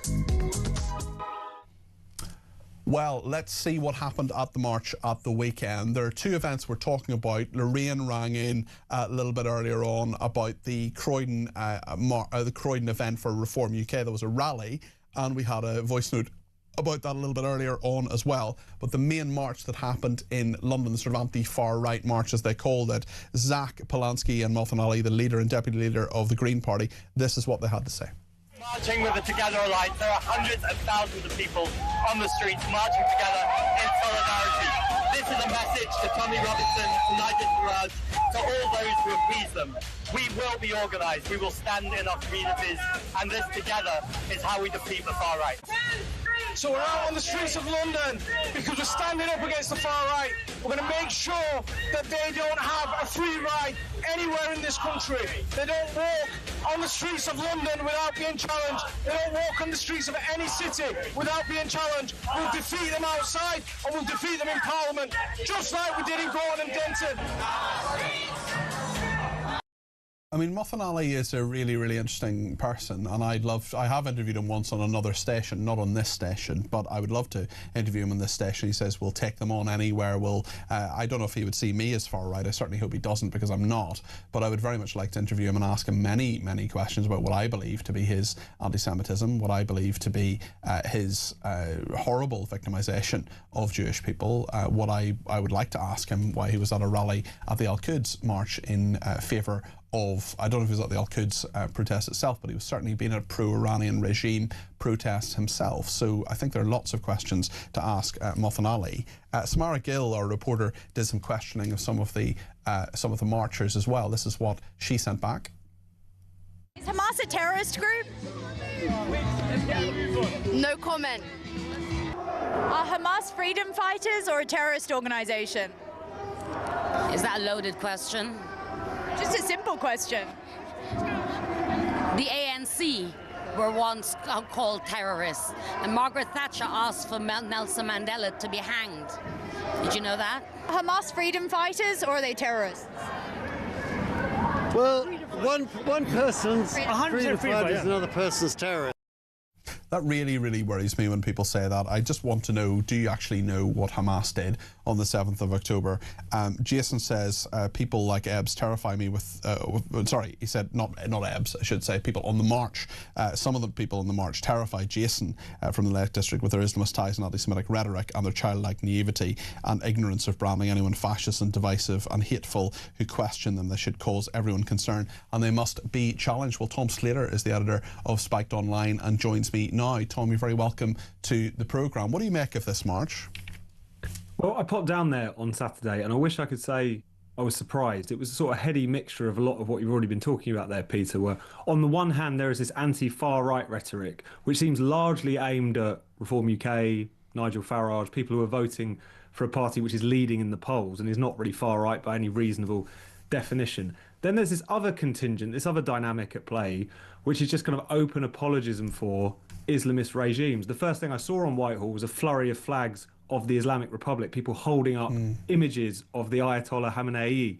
And so you see there this kind of useful idiocy, cognitive dissonance, whatever you want to call it. You've got a march against the far right, which doesn't seem to know what far right means, and certainly seems very relaxed about what you could, if you wanted to, call quite a fascistic movement in the form of Islamism. So a lot of very predictable but very depressing trends I think we saw on that demonstration. What do you think has actually happened to the Green Party? Because we've had a texter who says, what happened to the Green Party's climate focus? It's now just Hamas fan club party. I'm sure there are many people in the Green Party who would be absolutely horrified by that, but there are some who seem to think that violent have openly supported violent Islamism. No, absolutely. I think the Green Party, under Zach Polansky, but this was happening beforehand as well, have become the inheritors of a really grim tradition on the left, which chose to see Islamism as a movement that it could on some level do business with, that there is something there which is to be cultivated, that it speaks to a kind of anti-imperialist or general kind of feeling of revolt, as former leftist thinkers used to put it. And I think that's what Zach Polansky has kind of picked up the baton on. That's not to say that he himself is an Islamist. It's not to say that he himself is bang to rights for some of the things that some of the people at that demonstration might have been saying. But you can clearly see from some of the interviews there, you can clearly see from some of the candidates who have ended up in the Green Party, some of the people who have ended up as supporters over the past couple of years, that the most charitable thing you could say is there is a pretty high tolerance for Islamist apologism, but it goes back quite a long way on the left, unfortunately. It's interesting on reform as well. We had a caller, sorry, it was Louise in Orpington rather than Lorraine in Orpington, I got that wrong a minute ago, who challenged one of my speakers earlier on, and one person has texted in to say Eb should understand that reform are far more than Farage. They're a very strong team, proven and competent business creators like Richard Tice, Zia, ex-prosecutor Leila Cunningham. They've all faiths and religions who come along. He should stop the lazy tiresome Farage derangement syndrome and educate himself. I wonder, are we at risk of having a derangement syndrome about the Green Party? Are we failing as people on the right to understand the nuances here? Because it seems to me fairly straightforward, actually, that there is this red-green alliance that is happening, Tom, and I find that very, very worrying.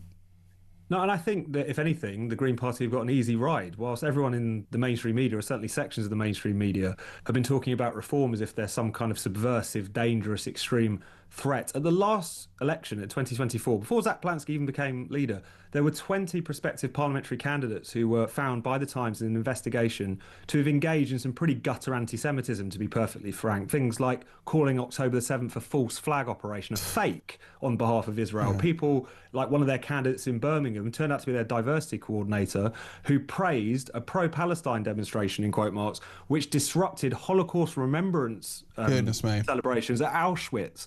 This is something that you don't see in other quote-unquote mainstream parties. So if anything, I think they've gotten an easier ride so far. Yes, it is absolutely fascinating to see what's happening. I mean, we're certainly holding their feet to the fire in all of this. People are absolutely entitled to their view. If they want to be pro-Palestine, that's fine. But there do seem to be an awful lot of people who don't seem to think that Hamas are terrorists, for example. These marches, certainly on this more generalised theme of being anti-far right, they do seem to have brought together quite a number of people. I'm sure there's some people who just want a nice day out and perhaps were they can't be unaware, can they, Tom? They can't be unaware of some of the people who are on those marches and their opinions. I wouldn't go anywhere near it. Well, that's the thing that I can't work out, because it's been tempting over the past few years to refer to people on the left who've allied themselves with some pretty ugly Islamist movements, as you sometimes see on these demonstrations, as sort of useful idiots, as people who don't really know what they're talking about.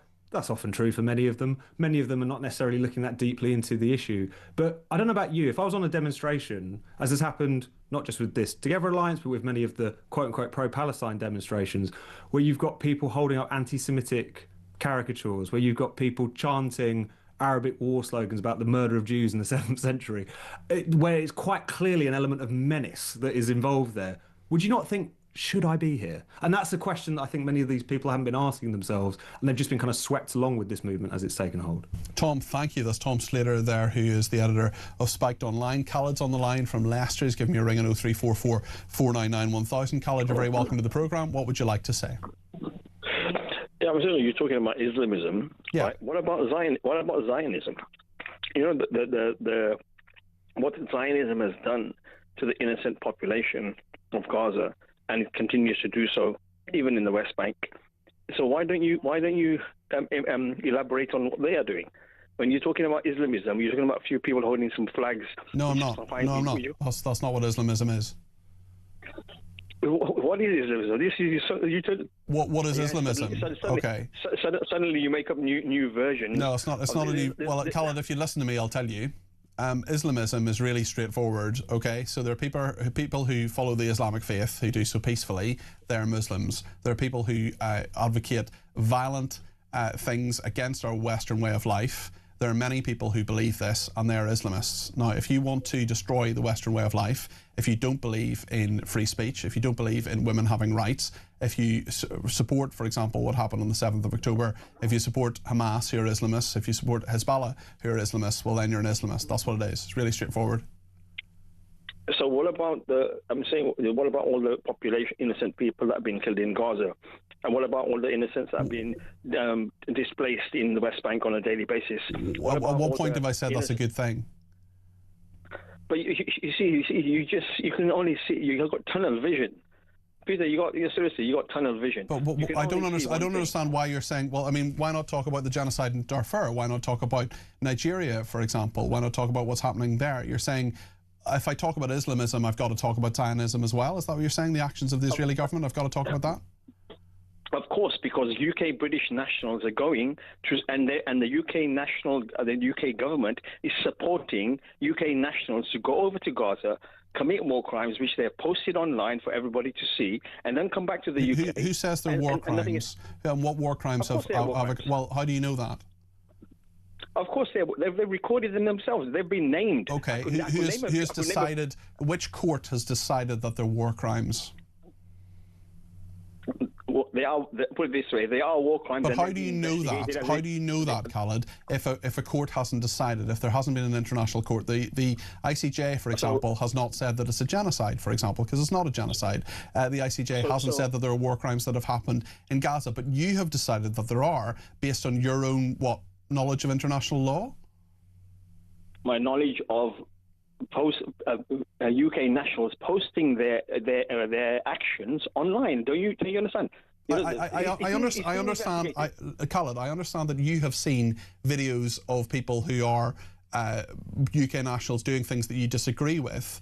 What you don't know is whether they're a war crime or not, because that's a legal definition. And I don't know, but I don't think you're an international jurist.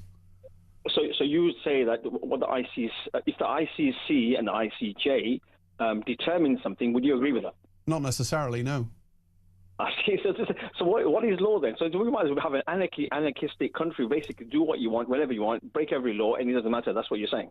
I'm not saying that at all. You're putting words in my mouth. You are. No. Well, Khaled, you're putting words in my mouth.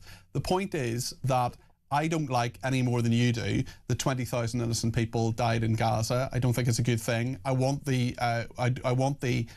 Middle East to be sorted. I want the Iranian regime to go. I want there to be peace in the Middle East. I want there to be a two-state solution. The problem is that many Islamists, to get back to our original discussion point, for example Hamas, for example Hezbollah, have no interest in Israel existing. And when people say, let's talk about Zionism, that's fine. But the point of Zionism is to have an Israeli state and a Jewish homeland. And I'm not sure that's something you agree should actually happen. If they had stuck to their part, their part of the agreement, and instead of massacring innocents, if they had stopped taking the land, if they had agreed to the 1967 borders, we would all agree. So you'd be happy with an Israeli state on the 1967 borders? Of course, but the point we have is that they have never agreed. Israel, you know that everybody knows, Peter. You don't have to act dumb on this one. Everybody knows about the Greater Israel Plan. They're taking parts of Lebanon, which they're doing. They've already stated. Now they're being audacious and arrogant. You see, now you're getting into crazy conspiracy theories, Khaled, and that's where the conversation ends. So thank you for your call. We're going to talk more to more callers in just a second. If you want to get your views on the air, 0344 499 1000 is the number to call. Stay with us here on Talk.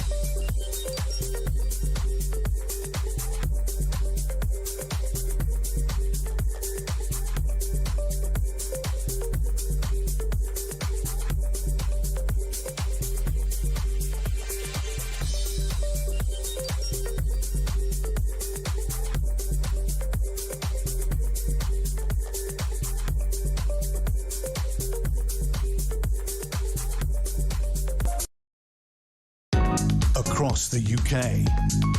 On DAB+, on your smart speaker, on your smart TV, and on your side. This is Talk. We just had a breaking news alert from the BBC. I thought, is this something about Iran? Is this something about the economy, the price of oil, for example? No, it's that Celine Dion has announced her return to the stage 4 years after she was diagnosed with an incurable condition that affected her singing voice and her ability to walk. When she was really, really ill, was old Celine, and she's going to play a 10-night residency at the 40,000 capacity Paris La Défense Arena in September and October. So if you want to get your messages, if you want to get your tickets for those, well, by all means, go ahead and do so. But that's what the BBC considers breaking news. It'll be of great interest to a number of Celine Dion fans, I'm sure, who will not have to think twice about getting their tickets. Let's hear a voice note from Tristan on Reform UK. There's something that hasn't been said. As much as people on the left want to bash reform, and obviously vice versa, the thing is, the people on the left seem to get a free pass. They don't really get that much scrutiny. They do by certain media outlets, but they don't get that much scrutiny. Whereas the right always get the scrutiny. If reform do manage to get a majority and they get in, they will be scrutinised to the nth degree. So everything that they are actually saying they will do, if they don't do it, they're going to get scrutinised a lot. Whereas the left, they always seem to get a free pass. And that's the problem. That's how it is. That's all I can say. And it's never said, to be honest with you. And that is something that needs to be said more. Tristan, thanks for that. I'm not sure I entirely agree with you. I mean, Labour are left, and we scrutinise them quite a lot, but I totally agree with you that the Green Party needs far more scrutiny, particularly in more traditional media like the BBC and Sky News, for example. But they do a good job in some respects. They do a horrifically dreadful job in their Middle East coverage, I would argue. So also, apologies to Craig. I thought we were talking about, Craig earlier on, we were going to talk about why the double the rate of inflation rise has been put on things like, put on benefits, for example, and the idea of how you pay those out. We'll maybe get into that more as the conversation goes on but I was going to put it to my next guest, and I just mixed up what was on the running order, so do apologise for that. It's always a movable feast, so my mistake entirely. Let's speak to Miranda in Cumbria, who's given me a ring about Islamism and Zionism. Miranda, you're very welcome to the programme. What would you like to say? Hi, it was just basically the gentleman who was speaking before, was it Khalid? Yes, Khalid and Leicester, yeah. Yeah. They always talk about Zionism. And I must admit, at one stage, I thought it's the right to self-determination. I thought that everybody could have that. But since I've looked at the definition of Zionism, it relates purely to Israel and the Jewish population. So with regard to the left and how they speak, it's just absolute anti-Semitism all the time. And I'm not quite sure how they get away with it. It's really straightforward with what Zionism actually is. I mean, it's really straightforwardly, do you believe Israel should exist? Yes or no.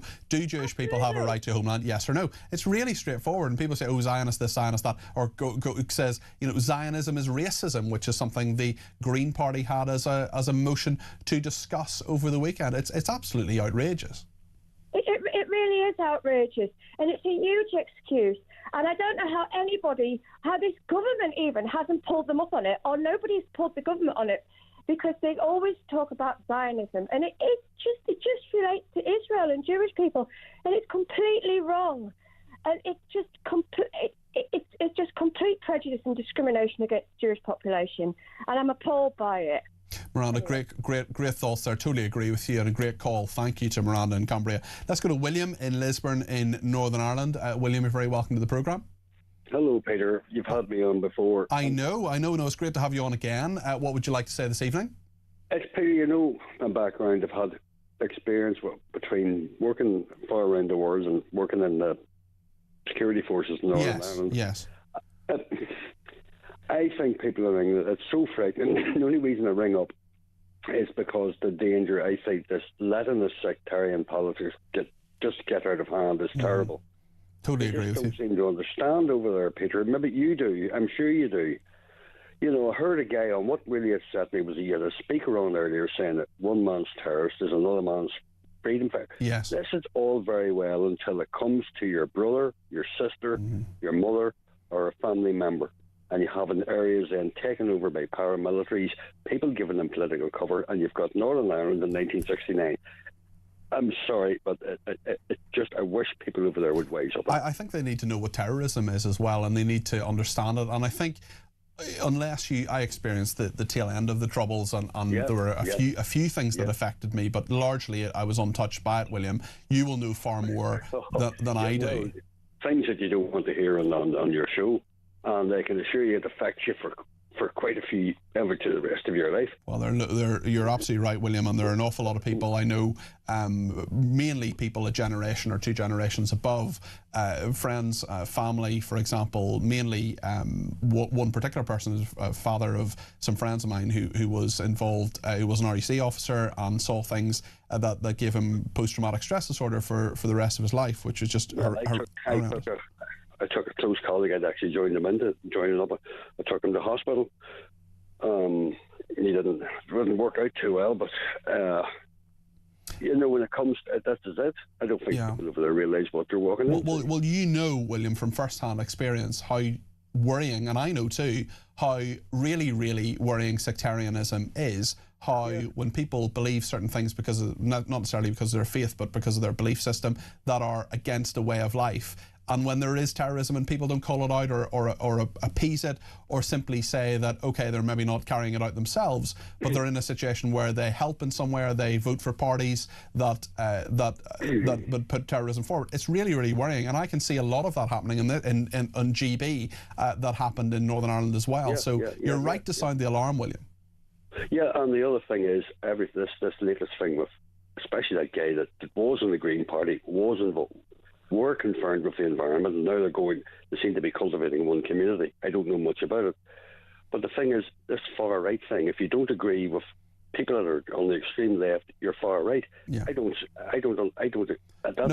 that. I mean, far right is Nazism. Far right is people literally agreeing with the policies of Nazis, and that is not in any way, shape or form what Reform UK do, what Restore Britain do, what Advance UK do, any of those parties. And it's such an easy thing to throw it out. Oh, you're a racist, you're a fascist. And actually, they need to be far, far more precise in those terms, actually, William. That's exactly right. There are a lot of I can't believe there are a lot of very, very decent people in England, very, very clever people.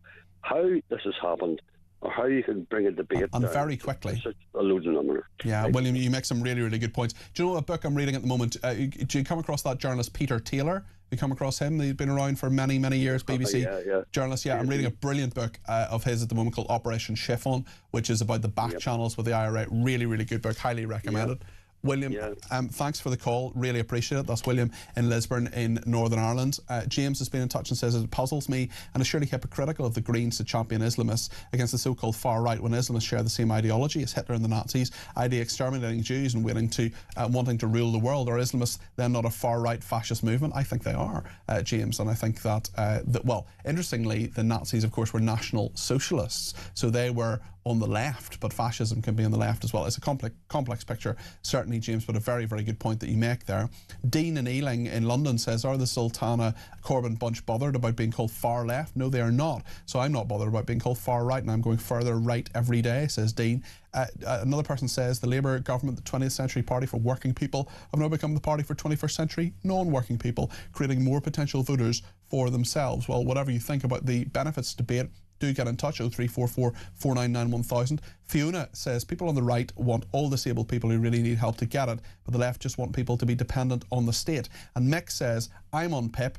I've had a chronic back problem for years. It's a condition that affects my whole spine. I worked as a teacher for 20 years, then had to reduce my hours and eventually became a part-time teaching assistant. Now I struggle with walking from one room to the next. Mick, that sounds very, very difficult. I'm sorry to hear that. I don't have a Motability vehicle because I don't qualify for some reason, yet I see families with Motability SUVs skipping into supermarkets buying cigarettes and alcohol. I have to buy bargain veg at Lidl. I'm just as angry as working Brits at the injustice of it all. Well, Mick, it certainly sounds as if you should be entitled to something more. I wonder if you've spoken to your MP or Citizens Advice, or any of those really, really good resources. I know at talk.tv/helplines there's some ideas there as well, and I absolutely think that people like Mick who have severe disabilities who really need help should get it, and the system isn't fair. The system doesn't work. Another thing that is not fair is what's happening with burglaries. 92% of them unsolved in Britain last year. We'll talk to Mike Neville, the former Metropolitan Police detective, in just a minute on all of that. Stay with us.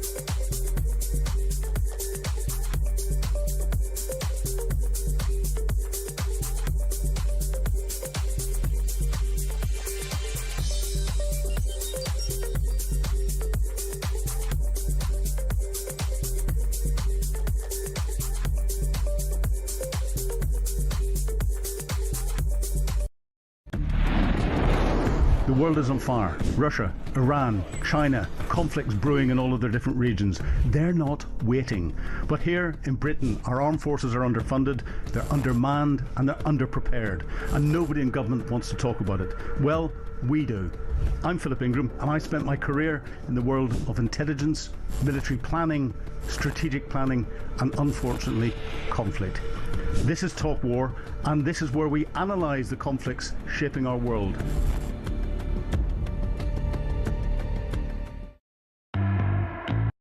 Across the UK, on DAB+, on your smart speaker, on your smart TV, and on your side.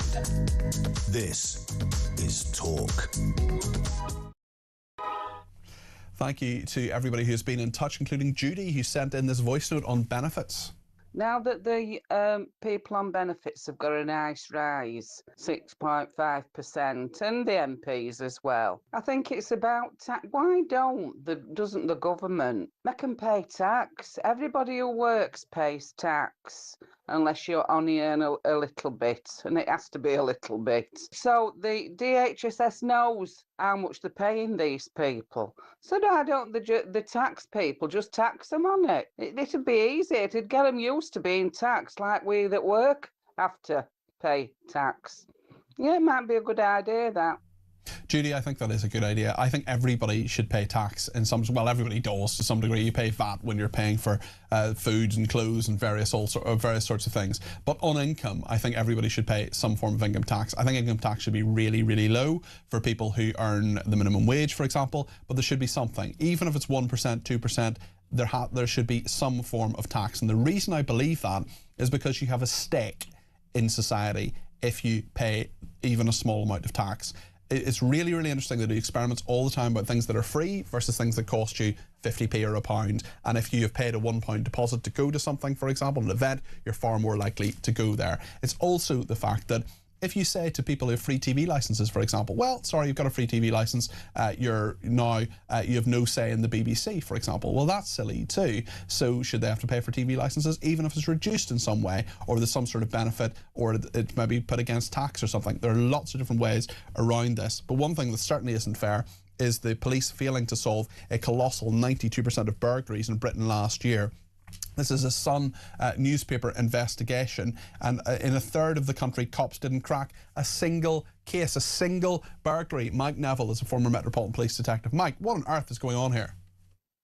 Well, it's truly shocking, isn't it, Peter? And I think if you look at even just 10 years ago, they were solving 15% of burglary, which is pretty woeful, but it's better than nothing. It is better than nothing. And what you have, the bizarre situation is, in the last decade, about 40% of households have invested in home CCTV or Ring doorbells. We've got mobile phones now, which can be tracked everywhere. We've got offenders tagged. You would think with all these different things that the police would be solving more burglaries. But the problem is that the senior management of the police have been far more focused on things like diversity and inclusion rather than cracking crime. And when you lose that focus, this is what happens. Yeah, it's really interesting that that has happened, and we have so many of these, about 200,000 illegal entry investigations completed by cops, still closed and unsolved. The Shadow Home Secretary Chris Philp for the Conservatives branded the police's performance totally unacceptable, demanded that they get a grip.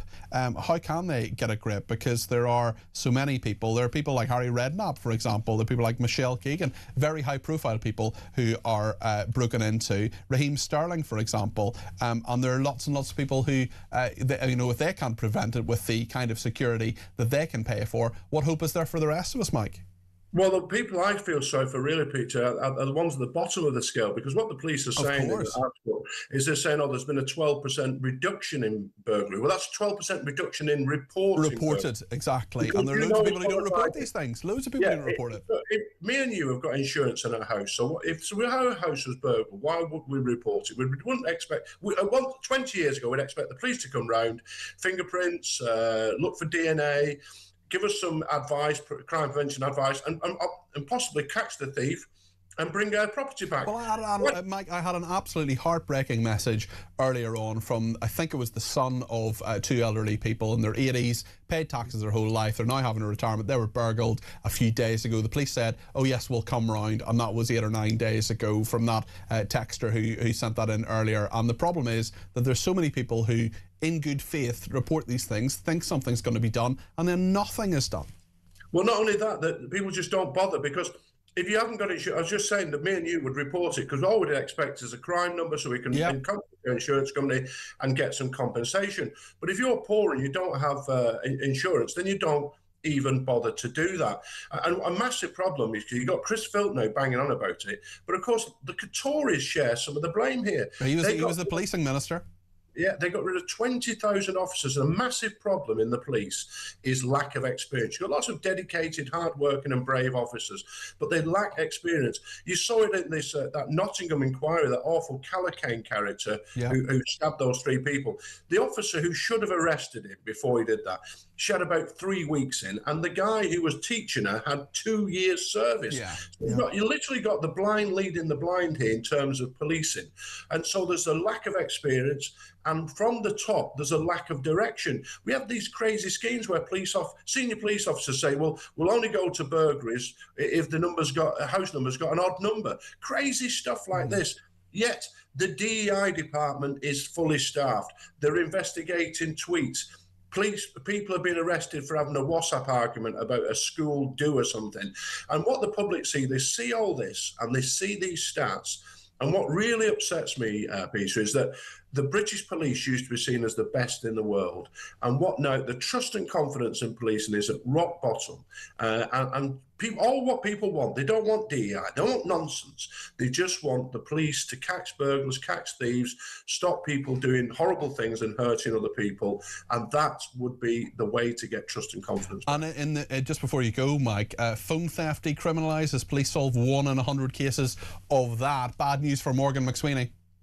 It is bad news, sir, but the way to solve it, the way I helped to solve it, was with images. There's CCTV everywhere, yet we still don't have a national image database. So if you're running around and get caught in different places, your image gets captured in 3 different towns, they won't put them together. If you left your fingerprints or DNA there, they would catch you. So they keep banging on about facial recognition systems. They've not even got the basics right. If they got the basics right, they catch much more crime, catch more criminals. Mike, as always, thank you. Mike Neville, former Metropolitan Police detective. Thanks to Simon in Durham, who says, I got burgled a couple of years ago. They stole my work laptop and phone. Amazingly, the police came around almost instantaneously, did all the scene of crime stuff, fingerprints, etc., kept in regular contact with me about the status of the investigation. I even had a detective calling me literally weekly with an update. Quite something, really. It was almost over the top. Well, Simon, did they find the people who were responsible? That's my question, but that sounds like excellent service. Pete says, if police banned the hate demos, there would be more police on duty to deter burglary. Heather's giving me a ring from Girvan in South Ayrshire talking about Reform UK. Heather, you're very welcome to the programme. Go ahead.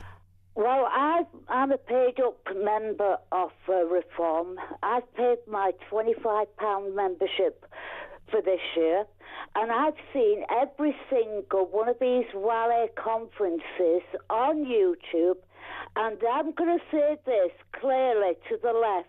They need to get their facts right. Reform is not a bigot and not a racist party. We have got the Shigosian in our party, and one of them have put their name forwards to be the next council in the election. Well, that's a really interesting point, Heather. Would you consider going to one of those rallies yourself?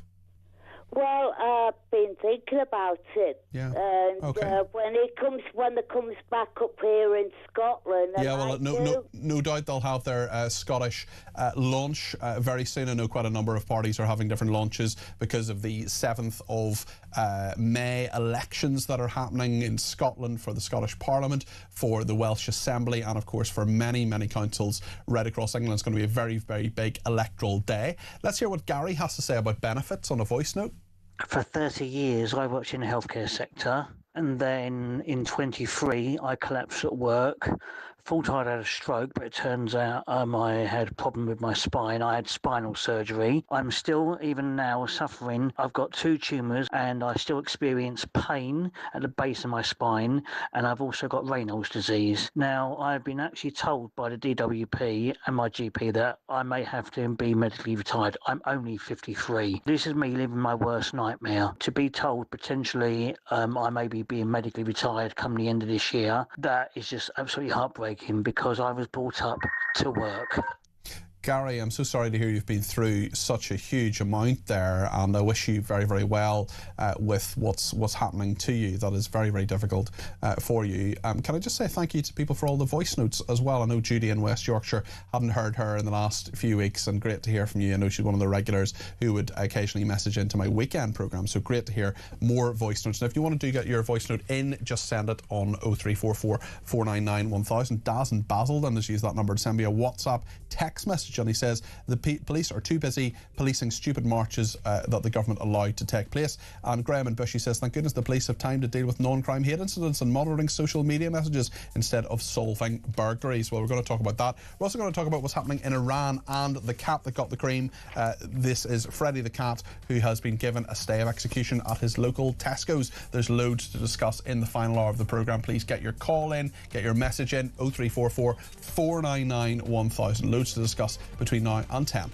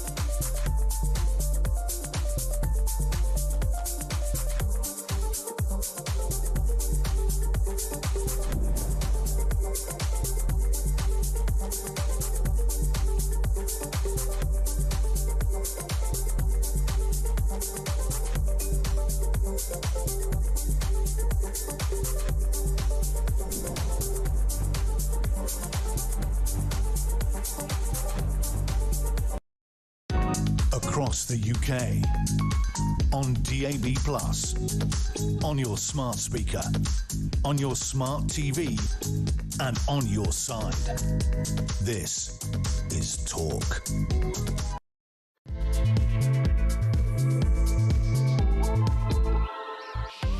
Donald Trump is threatening the destruction of Iran if there is no deal. He says that he will obliterate Harg Island as well. Meanwhile, Iran says that they're going to set fire to the souls of American soldiers if the US puts troops on the ground. This very serious war is continuing and the stakes could not be higher. There are big economic stakes as well. We'll talk about that a little bit between now and 10. And whatever you want to talk about. Lots of people want to talk about the march. Many people want to talk about benefits as well.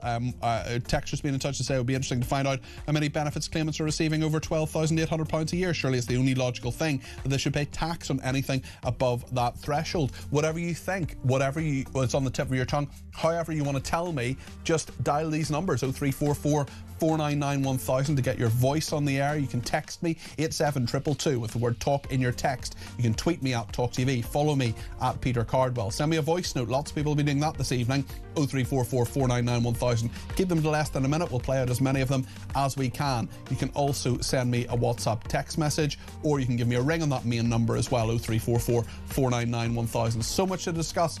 So many ways to discuss it, and plenty of time to discuss it too between now and 10. We'll also get an update on Freddy the cat in Tesco's. A wrong has been righted, let me tell you, and Joe Wheeler, one of my favourite guests, is going to tell us all about it very, very soon. So much to discuss here on Talk, so stay with us. Well, there's been a lot on the war in Iran over the last little while. Donald Trump and Keir Starmer have been talking. Let's hear a little bit about what the American president has been saying. I would only say that we're doing extremely well in that negotiation, but you never know with Iran because we negotiate with them and then we always have to blow them up, whether it's the B-2 bombers or just terminating, as an example, the Iran nuclear deal done by Barack Hussein Obama, probably the worst deal we've ever done as a country, one of the dumbest deals we've ever done. Donald Trump speaking on Air Force One, and the Prime Minister here in the UK was speaking at an event in the West Midlands earlier today. And now the other front, the other war, which is the Iran war, which I know is causing huge concern. People look at their screens and they're worried when they see explosions, infrastructure blown up, the rhetoric that goes with it, worried about whether this is going to escalate even further. And therefore it's really important that I reiterate where I stand and where this government stands. Because this is not our war, and we are not going to be dragged into it.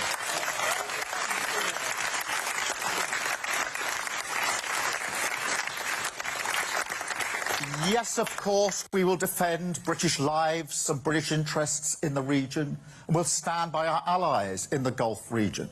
But we're not going to get dragged in. That's my values.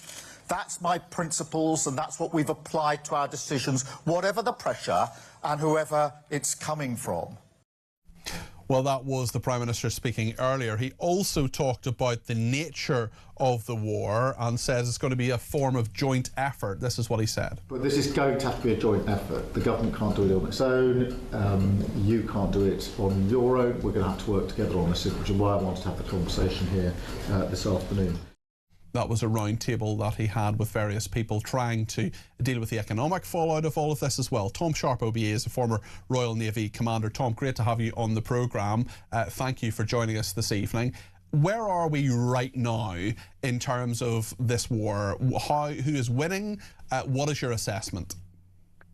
We're in a status quo phase at the moment. Not too much change over the weekend.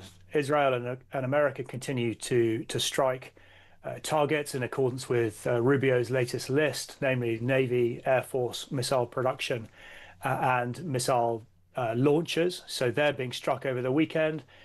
Iran counterfired, I think probably most notably the Prince Sultan Air Base in Riyadh, where they hit a couple of US aircraft and injured up to 12, maybe just slightly more than 12 service personnel. So tit for tat, whack-a-mole, status quo, call it what you like. Right now, in terms of achieving their end states, Iran is. They've got complete control of the strait. They're ensuring regime survival in some form or other, and they have a voice at the international global markets. That's what they want to achieve, and they're doing it. I would say the US and Israel right now are not achieving their end states, despite the positive rhetoric coming out of the White House over the weekend. There is a lot of positive rhetoric from Donald Trump. He says that he's made great progress in the negotiations. What's your reading of that, and what's the truth of that, do you think, Tom? Well, look, I mean, I've operated in and around Iran for an awful lot of my career. I've studied them, and I was part of the planning team that was involved, albeit some time ago, but we're now seeing play out today.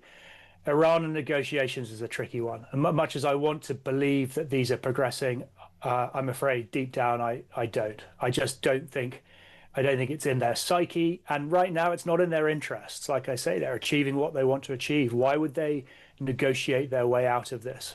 So I don't hold much faith in that. And the fact that there's a large formation of US Marines and paratroopers and Rangers suggests that deep down the America doesn't either.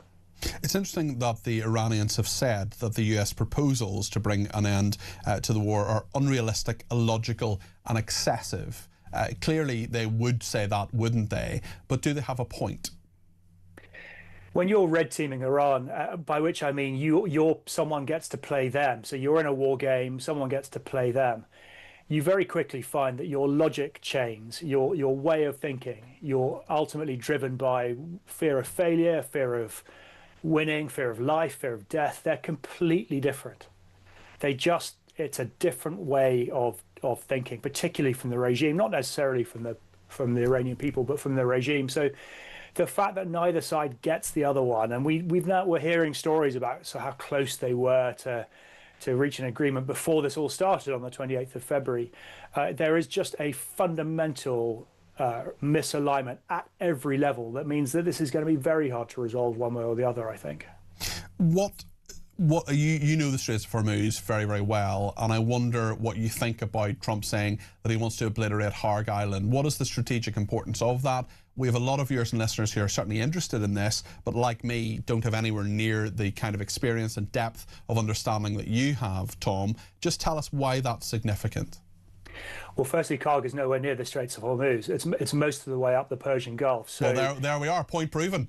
Yeah, and that's a really important point, because if you want to take it for whatever reason, and I think there are solid strategic reasons to control Karg, you are then controlling Iranians' oil exports. You are taking a huge card off them. So whilst they're controlling the strait, if you can get hold of that oil at source, then that could be very, very beneficial. And use it to leverage maybe the Straits of Hormuz, exactly. or similar things? Exactly. You've now got a proper negotiating lever. As I said before, I'm not convinced that really America or Israel do take Karg, and potentially you do, but there are some huge caveats to this. They've been preparing for this for 30 years. That place will be difficult to take. And if it's takeable, you've then got to hold it. And then it becomes even harder, because it'll become a missile magnet. Every single mobile launcher they have in the north of the country will be aimed at that island. And then you've got to sustain and support those troops. And to do that, even if you've flown them in, because it's a long way, as I say, so you might want to get the ships in, but to get the ships in, you've got to take them past the very thing that isn't open. So if at the moment we're not prepared to put highly capable Arleigh Burke destroyers in the Straits of Hormuz, the idea of rolling in the USS Tripoli to get close enough to Karg to take it by force is doesn't make any sense.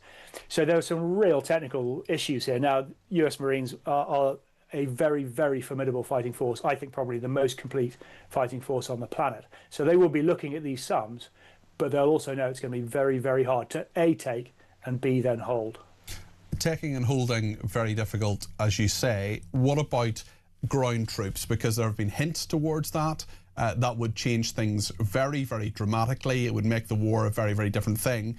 To me, as someone who covers politics, there doesn't seem to be the political cover for Donald Trump to do that, but also he's a second-term president. He perhaps doesn't worry about that necessarily. I just wonder what you think, how likely that is, and what the implications would be if it happened in Iran. Yeah, I think at the moment it's a 50-50 proposition as to whether anything happens ashore, for a couple of reasons. The first one is, as you say, this is an invasion. You can call it what you like, boots on the ground, whatever. You've invaded someone else's country at this point in a way that special forces and agencies don't catch in the same way. So in terms of polling back in the US, this is going to be a tough one. You know, to your other point, does he care about that? Question mark. But the other thing is, just militarily, it is hard to put your finger on what this would achieve. Apart from Karg, as I said, that would achieve an effect. But if you want to control the strait, let's say you take some of those small islands and you now own those islands, so what? The missiles are coming from the mountains hundreds of kilometers inland. The drones are coming from 50 kilometers inland. So unless how far inland are you putting these actually not very many Marines? I know it's thousands, but in reality, in terms of it's not that many. If you compare that to Gulf War I or Gulf War II, it's a fraction. So you're not controlling the mobile missile launchers by putting boots on the ground. You're just putting those people at risk. So why do it? Militarily, I'm not quite sure. There is one caveat, which is this. You could take a small island near the Strait of Hormuz, overrun it, and use that as a sort of shaping, to get people used to the idea of boots on the ground before you move on Karg. But, now I'm really, really speculating. Yes. And like I say, none of this is good. None of this ends particularly well, and I'm not sure militarily achieves that much either. What do you think the military time frame of this is? Because the White House Press Secretary Caroline Leavitt told a reporter at a news briefing earlier today to do the math after being asked how long the Iran war would go on for. The original time frame, of course, 4 to 6 weeks, where this is day 31. So in theory, at some stage in the next couple of weeks, the military side of this will wind down. Is that realistic, do you think? Well, it depends what you want to achieve at the end. But the Houthis held the Bab el-Mandeb for over 18 months. Yeah. And even when they got absolutely beaten with £1 billion worth of munitions in a week, it didn't stop them. And now they've resurfaced. And the Houthi threat is significantly less sophisticated than the Iranian threat. I mean, the Houthis learned everything they know from Iran. So we're now with the master. They've got threats in all dimensions. So if they want to continue firing, if they want to continue holding the Strait of Hormuz to ransom, then we're going to be playing a very, very expensive game of whack-a-mole, knocking down those launchers for a long time. So as ever, I tend to focus on the military side of this, but as ever, the better solutions lie on the diplomatic and back channels, where Iran either decides to stop because they think it's in their interests, or they're told to stop by, let's say, China. Those two solutions are much better than the military one, which I think could go on for months. And just before you go, Tom, I wonder if you could give us your analysis of what's happening in Lebanon, a separate but related conflict between Lebanon and Lebanese, what's left of Hezbollah and Israel. Yeah, I mean, the proxies re-emerging was always on the playing cards here. In fact, particularly the Houthis, I'm surprised it's taken this long. But I think that's partly because Iran are very good at escalation management. They don't need to diversify because, like I say, they're achieving their end states. So Hezbollah is an interesting one there. And I know that RFA Lime Bay was sent from Gibraltar. She was taken out of extended readiness, and she's heading that way in case we need to evacuate large numbers of British citizens or other citizens, and there's no viable air route. So Lime Bay is perfect for that. But here, I know this isn't quite what you asked, but here we now have a conundrum because we're talking about mines in the Strait of Hormuz, and the best ship we have to be the mothership for that is RFA Lime Bay, and we've only got one. Like everything in the Navy, we've only got one. So there's now a strategic decision. Does Lime Bay set off Lebanon ready for a non-combatant evacuation, or does she go through Suez and head to Hormuz, to the war that apparently we're not in? And go and help there in the Strait? These are the corners that our naval planners are backed into by 30 years of under-resourcing. And I mean, that's a whole other discussion which I'd love to have with you in some stage in the future. Are we? Are we absolutely sure that it needs to be, the Strait of Hormuz need to be demined? There have been various conflicting reports of that over the last few weeks. An offensive mining campaign is really hard to do. Now, they have practiced it, and we know they have the capability. There was a suspicion that they mined the southern traffic separation scheme. There's like a road system there, invisible road system. There's a suspicion that they mined the southern one to drive traffic further north. I have my doubts. Firstly, I don't think they need to. They had the strait under control anyway. So why risk it? Why risk putting out mines that could then hit a ship that you want to get through. Yeah. In my view, they'll keep them back for a rainy day. I also think if they were to lay them, we would have seen videos of them being laid. Why wouldn't you do that? Just create the idea of mines, and you've got a problem. So, my take at the moment, probably 70-30, is that they haven't been used. But if they have, it totally changes the metric when it comes to reopening that strait, because you've got to put stuff in there to clear the mines that are right in the way of the threat again. Tom, thank you very much indeed. I learned an awful lot from that. I really appreciate that. Tom Sharp, OBE, former Royal Navy commander. Really interesting. What do you think of what he said? Give me a shout. 0344 499 1000. Tad's been in touch and says, Starmer is a bigger fool than I thought. He says this is not our war. So what happens when all these Islamic fundamentalists already here get the taste for his weakness and wage campaign of blood and lust brought about by his cowardice and inaction? Starmer makes me sick, says Tad. And quite a number of tweets coming through as well, so thank you for those. One on Khaled, who says, I've heard him many times in many stations under many names, always on about Israel. I would pay for him to go to Gaza, but only one way, says Nicholas. Let's hear someone on Iran, presumably not the former member of STEPS. Let's hear what he has to say about Iran. Starmer is a weak, pathetic excuse of a leader. Trump is doing, whether you hate him or like him, he does what's best for America. Starmer does what's best for him and his employees, and protecting his employees like Mandelson, but his phone going missing. What a scam. And now this. If he had backed Trump, Iran, they wouldn't have given up, but they would have been a little bit more open to negotiation. Yeah, they are not in a position where they want to do anything for the West, but when you show a show of force, Britain would have helped with ending this war a bit quicker, but instead, weak little Starmer just made it hard for everyone, like always, like he does with this socialist mentality that he's got of stealing from anyone that's earning money and giving to those illegal people that don't deserve it. Because when you flood the country with illegals and give them what they want, guess who they vote for? The people that give him money for nothing.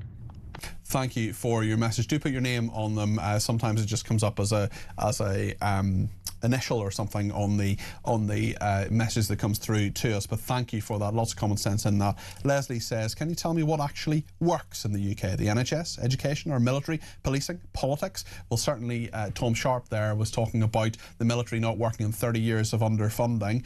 Daz in Basildon says the Motability scheme should be removed. People are being allowed to get brand new cars at taxpayers' expense for anxiety. It's crazy. Andy in Bridgend says, good evening, Peter. Good evening, Andy. I'm on benefits for several health reasons. I've always lived frugally and carefully throughout my life. I can tell you that the money I receive from the DWP for my disabilities is way too much. I don't claim the high rates, even though I'm entitled to do so, because my disabilities have declined. I could comfortably live on less than half of what I receive, and I'm shocked that benefits are increasing. Benefits are turning into a lifestyle. There needs to be a total overhaul of the system, says Andy. Really interesting one. Never heard that before. Never heard that perspective before, so I appreciate it. Dave in Litchfield says, I've just had 6 weeks off work recovering from major surgery. As someone who suffers from anxiety, work is hugely important for me, but what I missed even more was the sense of purpose it gives. While I feel angry about benefits claimants being rewarded, I actually feel a sense of pity for them. They don't realise how much purpose and structure matters to a person's well-being, says Dave in Litchfield. Dave, I completely agree with you. I know exactly how you feel about work, and interestingly, Justine has been in touch on Twitter and says, good evening, Peter. Good evening, Justine. I didn't realise you had anxiety and depression. You would never know. My doctor has just referred me to a psychologist. I have stress, depression and anxiety. Take care. Love watching you in the evening. Well, Justine, thank you, and I hope that you get the support and the treatment that you need for what you're going through. Just as Dave said there, I find coming to work, being around people, having the kind of creative discussions that we have, being around sparky, interesting people in the office, and of course, to say absolutely nothing of the people I get to interview. I mean, former Royal Navy Commander Tom Sharp, fascinating interview there. The kind of questions, the kind of messages that we're getting from a brilliant audience, viewers and listeners. We're going to talk to Kevin and Keith in a second with some more common sense from them. We're going to debate those things. That keeps my mind active. That gives me a sense of purpose. And certainly Rishi Sunak, I think it was, talked about the dignity of work. And I know that there are a lot of people who can't work, and I'm not getting at them whatsoever, but I can't imagine a life without work. I think it would be a very, very difficult thing. It would be interesting, you know, if I won the lottery or something, to see what I would actually do, because I love work. I love coming to work every day and chatting to you as well. It does a lot for my mental health as well. So there's a lot in all of that. We'll take more of your calls, text, tweets and voice notes in just a minute. So stay with us here on Talk.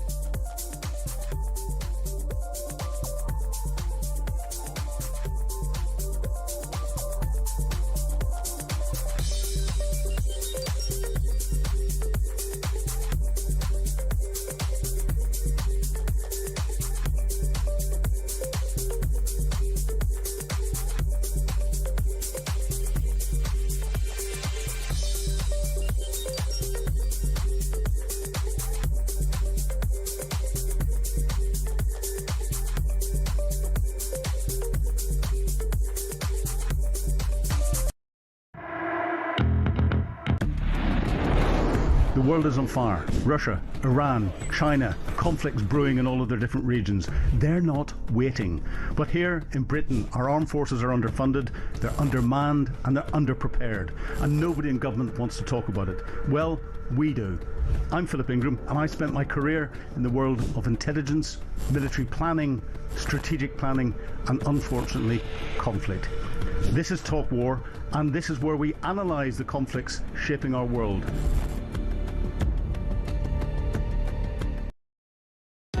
Across the UK, on DAB+, on your smart speaker, on your smart TV, and on your side. This is Talk. Kevin's in London and has given me a ring on 0344 499 1000. Kevin, you're very welcome to the programme. I think it's the march that happened in the capital city on the weekend that you want to talk about. You're very welcome to the programme. Go ahead. Okay, thank you, Peter. I really want to address this term fascist, because some of the marchers claim to be marching against fascism, and into the category of fascist they put people like Nigel Farage and Reform. I think it's worth remembering what fascism is. I mean, the only time when it's gained any traction at all in this country was in the 1930s, when Sir Oswald Mosley founded the British Union of Fascists. Now, before he left to form his new party, Mosley was a quite senior member of the Labour government, I think under Ramsay MacDonald. I think he even had ministerial rank. And he left the Labour Party not because he had moved to the right in any meaningful sense of that term. I'm not sure if there really is a meaningful sense of that term, actually, but because they were not left-wing enough for him. He wanted a bigger state, and he wanted more public spending, actually. He was really like an early Keynesian. He wanted to stimulate the economy by a big program of public works. I mean, the very word fascist, I believe, comes from an Italian word meaning a bunch of twigs. The idea being it's very simple to snap a single twig, but a whole bunch of them, it's much harder. In other words, the collective is stronger than the individual. Another thing about Mosley, he was actually in favour of, Mosley was certainly a nasty piece of work, but another thing about him was that he was in favour of a pan-European system of government. So, as well as being an early Keynesian, he was an early Europhile. Well, it's very, very interesting. Very interesting to hear that. Listen, Kevin, thanks for that history lesson. Really appreciate it. I'm going to look into that more, because I don't know really the history of the rise of fascism, and it's something that is a glaring error in my historical knowledge. So I will, inspired by you, I will look into that further. Kevin, thanks for that. Let's go to Keith in Huddersfield, who has some thoughts about the benefit system. Keith, you're very welcome to the programme. What would you like to say? Good evening, Peter. I've been listening about the benefit system, right? I'm a pensioner. Right? I'm 78-year-old, and I think we're in a situation now where the basic pension, right, what you could allocate was frozen. I think they should take that off, and they should take off everybody, whether they're on benefits or not, 4% tax.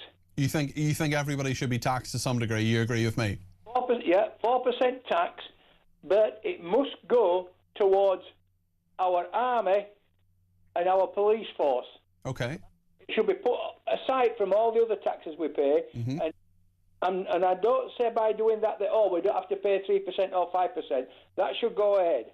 But we need that money now to start building these ships, and that's the best way to get it. Most people will not complain about someone that's going to defend them and keep them alive, right? And I just think we need a government that are prepared to do that.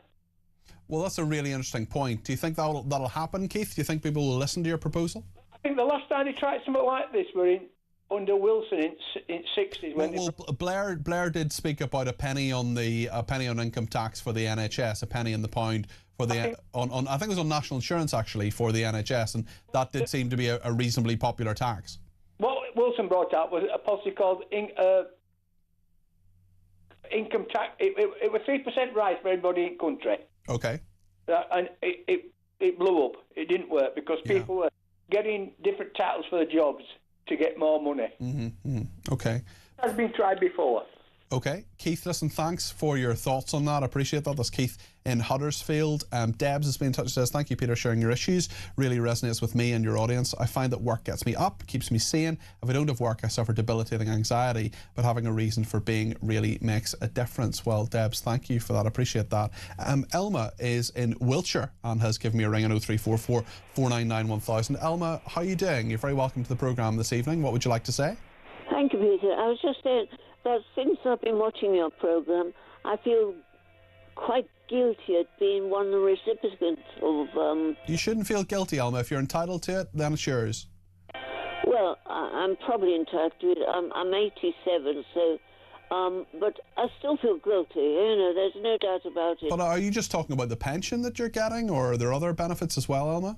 Well, no, I worked abroad quite a long time, so I didn't pay British tax. Mm-hmm. And consequently, I was put on pension credit at my age. Yes, You know, so... well, no, that's all right. There's nothing wrong with that, Elma. And, you know, if you're entitled to it and you know, you need to live, you're 87. Yes, I thank you for that. But, you know, the fact that we're getting 6.5% or 6.2%, and the rest of the workers, or I'm not workers, but workers are getting less, does make me feel guilty, and I'm sure I'm not the only person. Well, it's certainly not your fault in person, Elma, and you enjoy the money that is there and have as good a life as you can at 87 by all means. And thanks for the call. I really appreciate it. Loads of people have a great life at that age and well beyond it as well. My grandmother was driving till she was 91. Elma, thanks for your call. I appreciate that.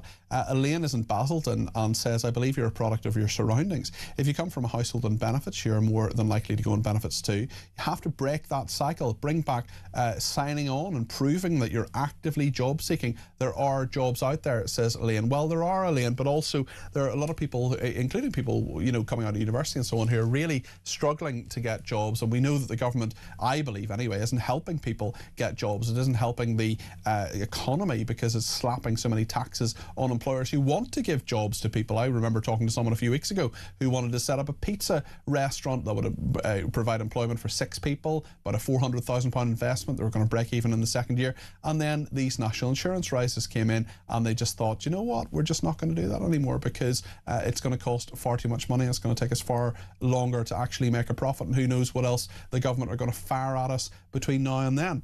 We'll take more calls and messages between now and 10. And if you, whatever is on the tip of your tongue, let me know, 0344 499 1000. But at long last, we're going to talk in just a second to one of my favourite guests, Joe Wheeler, about Freddie the cat.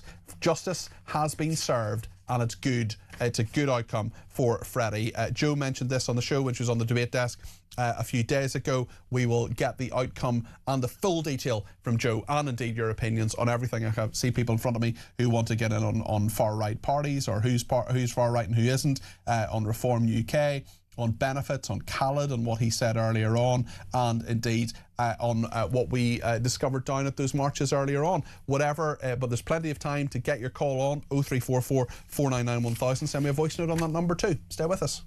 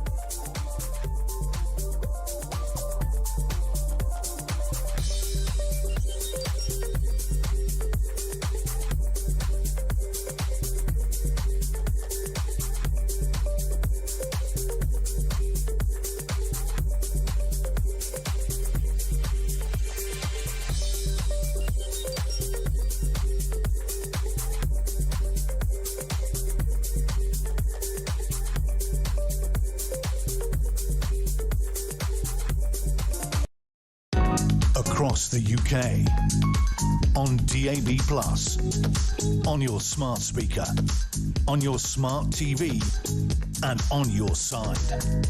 This is Talk.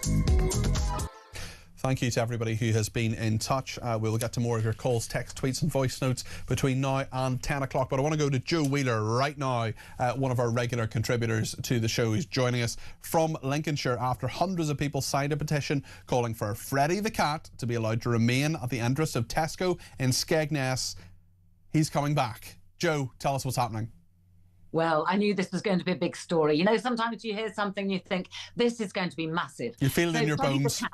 Freddie the cat resides occasionally during the day in the foyer at Tesco's in Skegness, and everybody who visits comes to see him, and he's absolutely adored. Many, many people come just because he's there.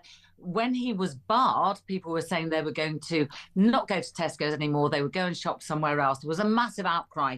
And in fact, many petitions set up, a change.org by his owner, and also Co-op Cat, some 700 signatures on the Skegness Standard Facebook page, and goodness knows how many on Freddie's own Facebook page, because this poor cat has never done any harm. Now, I have done some hard investigation here, Peter.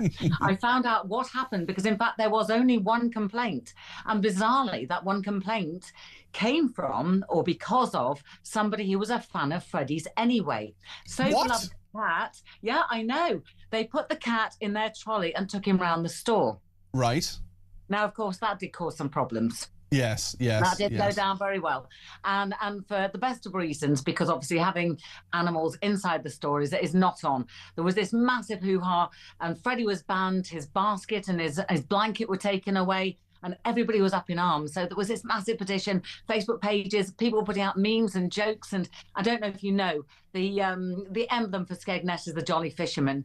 And he was replaced by Freddie. We've got pictures of Freddie in his Tesco uniform. We've got pictures of Freddie in royal regalia. I mean, such was the uprising. And so very, very quickly, it's all been turned around. ELDC, East Lindsey District Council, have said, we don't have an issue if he stays in the foyer. Tesco have said, we love Freddie. You know, he is a little beacon of joy and happiness of for course. everybody. So he's going to stay. He can go back into the foyer, but only the foyer. And I have to say, Freddie's not on his own. There are other cats as well, one in Hornsey, one in Warrington. They're all cats affiliated with various shops, and they too have been threatened with banishment and then brought back because of the Just don't mess with the cat people, I think is the moral of the story. I mean, it's interesting that he was barred in the first place, but tell us a bit more about Freddie. He does have owners, and the owners are very happy for him to see his friends in Tesco's. Well, his owner is Julie Machinsky. I hope I've said that right. And she actually lives quite close to the Skegness store. Now, there's a phrase, when something is difficult, you say it's like herding cats. Yes. And so keeping your cat out of Tesco's, out of the foyer, away from the store, really very difficult. And Freddie was really self-defining. He wasn't going into the store of his own volition. He was quite happy to nestle up amongst the screen wash or the local barbecue or whatever. I mean, it was a bit like putting a big sticker on it. But, you know, people were bringing their kids to see him, and many people, the disabled, those with special needs, they wanted to go to Tesco's. They wanted to go and see Freddie. Well, listen, have you met Freddie yourself? I know you're not a million miles away from Skegness. Has he come across your radar any time? Oh yes, I've met Freddie several times. And as you know, I play with a brass band, so we play carols in the foyer at Christmas. And he stays usually until one of us plays the wrong note, and then he quite righteously turns away and goes, "That's not how it goes." Does he ever join in? Sorry, say again. Does he ever join in? Caterwauling? No, he doesn't. But I can say that I know for a fact that Freddie goes home at night, he has dinner and he has cuddles with his owner. He has a collar that says "do not feed," because obviously if you give cats unfamiliar food, that's not good for them. But there are so many cats needing help, and so many cats charities that would be welcome of a donation, either of money or of food. And there is some Freddie merchandise, Freddie key rings, and all the money is going to, well, it's a local cat rescue place. Marvellous. Well, that's very, very good news. Everything is being put to good use, let me put it that way. And Freddie, as of the 17th, is allowed back into Tesco's foyer. Fantastic. Well, that is great news, and thank you very much indeed to Joe Wheeler for that update. A great fan of animals, particularly cats herself.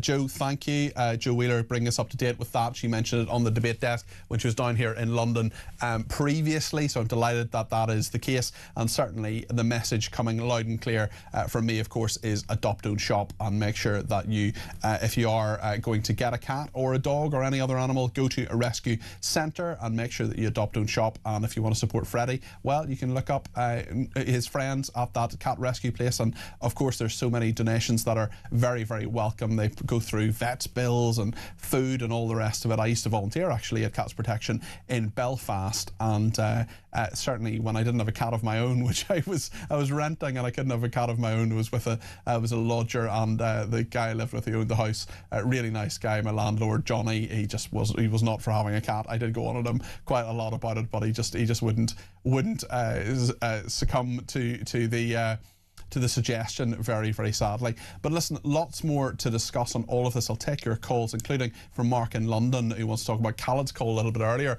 We'll do that after the break, so do get your call in. We're going to do 20 minutes of calls. 0344 499 1000. Stay with us.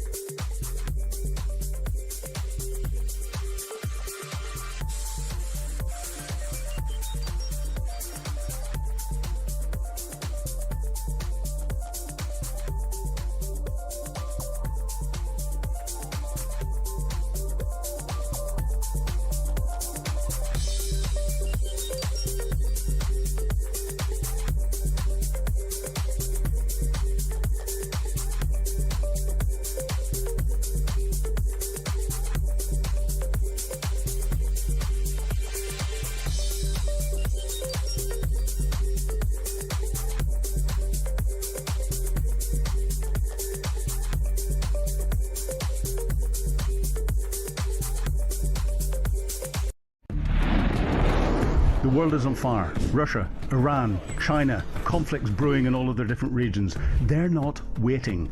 But here in Britain, our armed forces are underfunded, they're undermanned, and they're underprepared. And nobody in government wants to talk about it. Well, we do.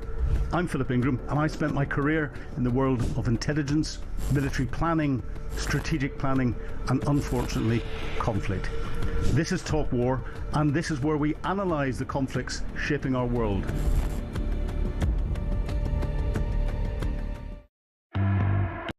Across the UK, on DAB+, on your smart speaker, on your smart TV, and on your side. This is Talk. Les has been in touch and says, there we were, first week off since Christmas, rushed back from the cocktails in the Perthshire Glens to sit huddled around the TV to hear you announce the name of your new show. My partner Deborah rushed off very upset, can't trust men to do anything. She said, holiday ruined, so I fitted a new heated towel reel for her. Instead, all is not lost, you've been replaced by a stainless heated towel reel. Well, I'm glad the towel reel is getting a good run out there, Les, and thank you for that. Yes, I'm sorry about the name of the show, we can't tell you just yet. There's a few things to be signed off. I slightly jumped the gun and said, we can just tell you, but we can't, because there are a few hoops to jump through. My mistake, but we will make sure that you certainly know it as soon as we can tell you. It should be in a few days' time.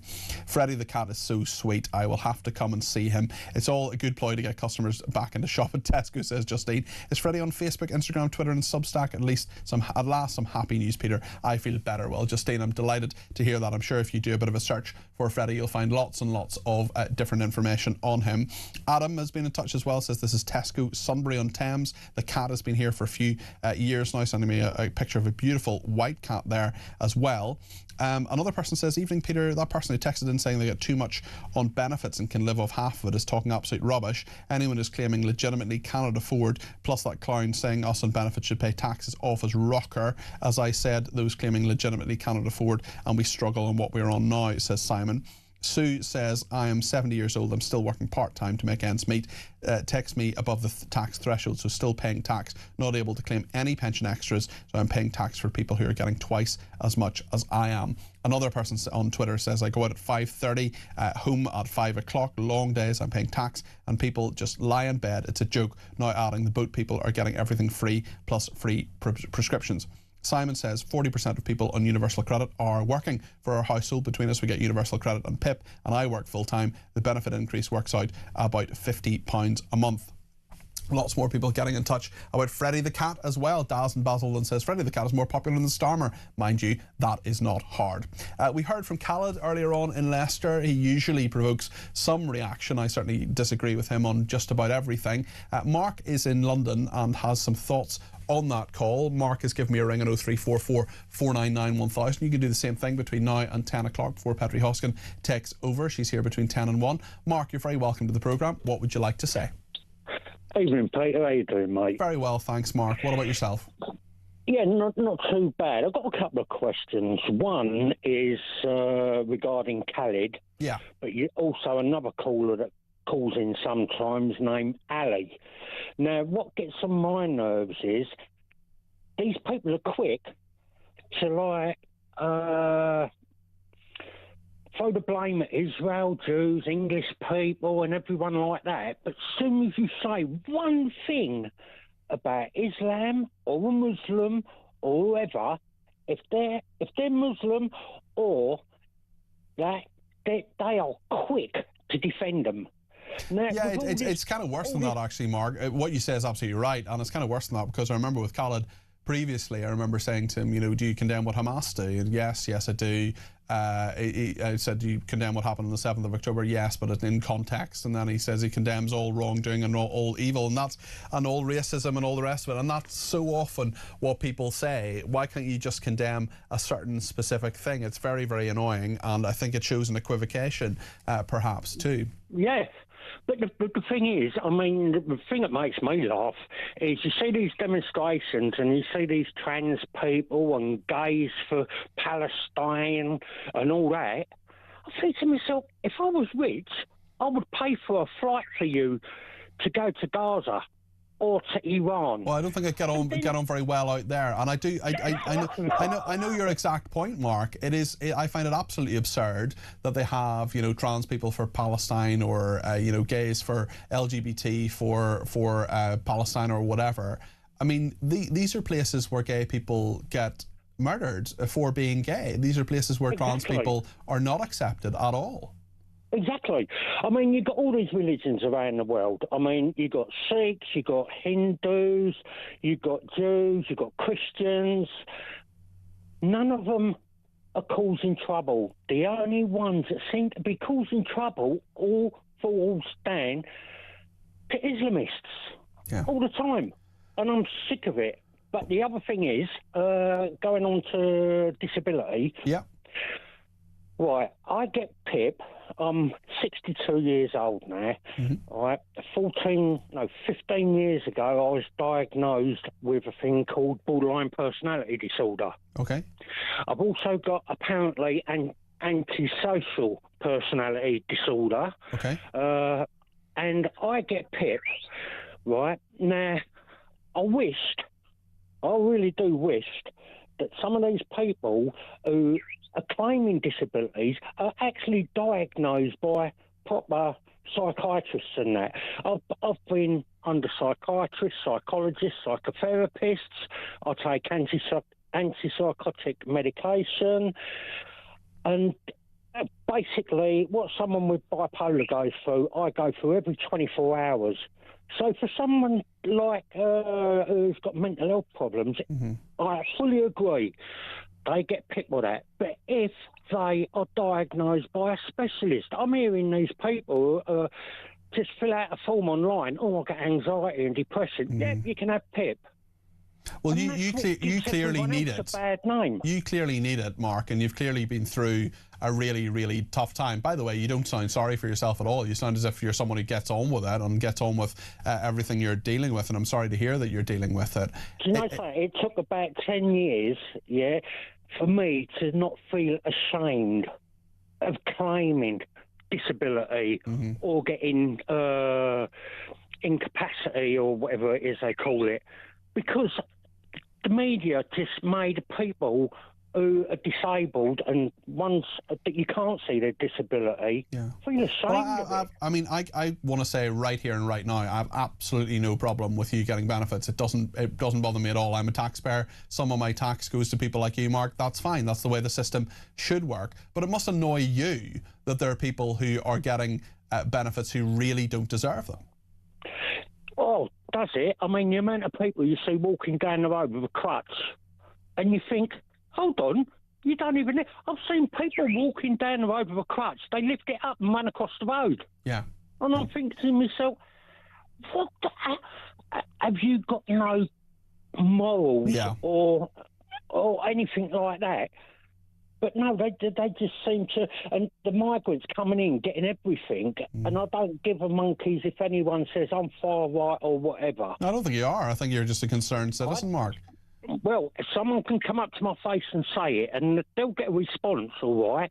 I'm not far right, but I will defend and stick up for the people of this country who are born here, live here, don't cause any trouble or that, and then you get these people well, that's come it, in and they're just asking for a quiet life. Mark, just before I let you go, what is going on in the background there? There's some. Is there a bird, or is there a does your your smoke alarm need to be replaced? Or the battery needs to be replaced? What's going on there? That's my wife. No. What is it really? What is it really? That's my African grey. An African grey. It's a bird. It's a parrot, or? Yeah, it's a parrot. You're lucky she's actually tweeting. It's because she's covered up for the night now. Normally, I think it's called X these days, Mark.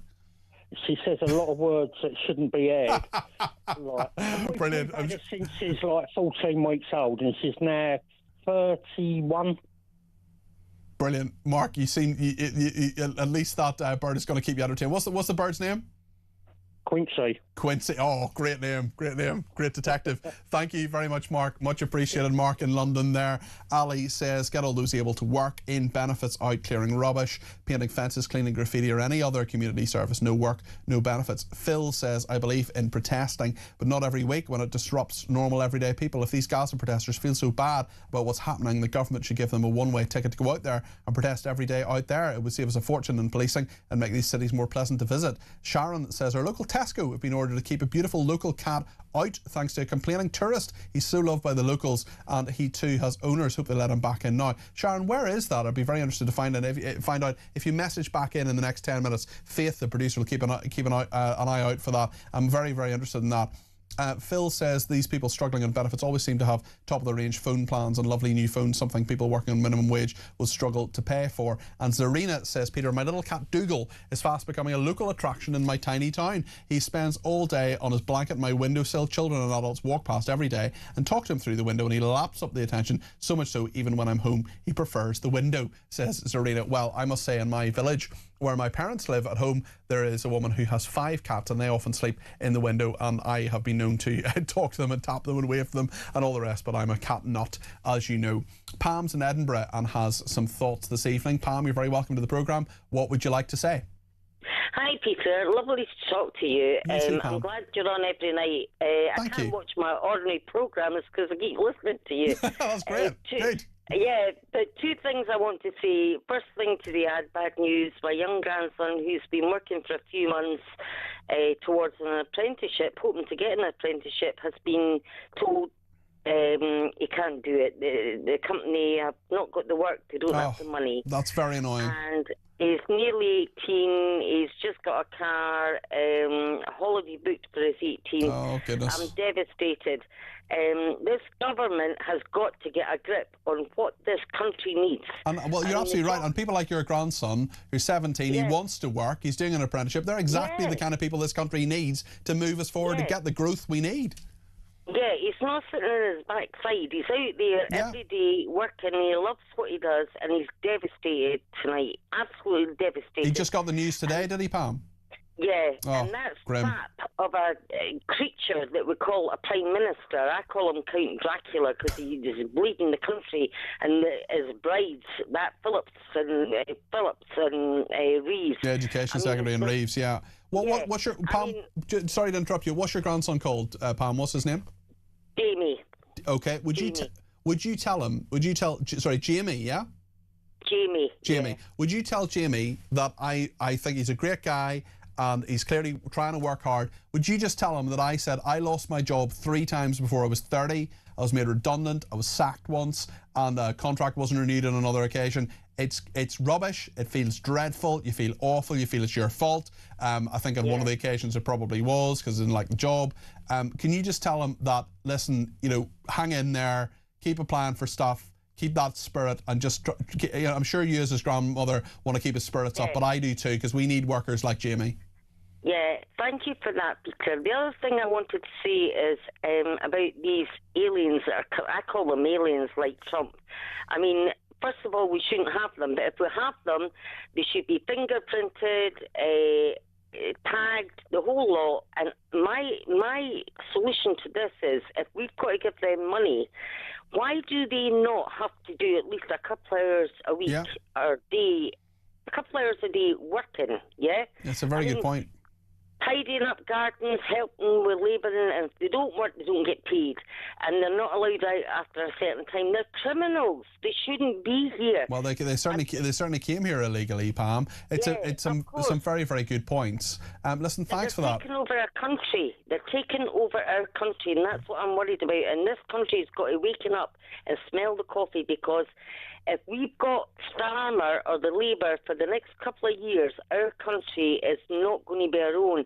You saw that the other week, the determination in them all praying. That was disgusting. And that's, get out.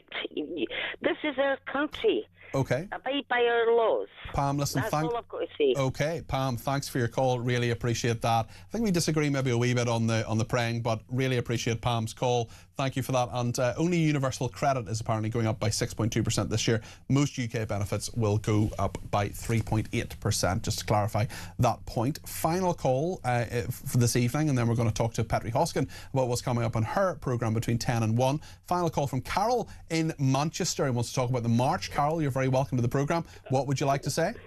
Oh, good evening. Good evening. I didn't know to ring up on that, but I was just tempted regarding with it. Well, you're very welcome, Carol. Why not? Yeah, why not ring up? What it is regarding, I'll try and put it quite quickly as well. Take your time. Is like we're going round and round and round in circles. We've got all the marches, we've got everything going. The thing that I worry about, the first thing that we need to do is sort out our MPs. Our MPs at the moment, they're not a vocation. It's a job.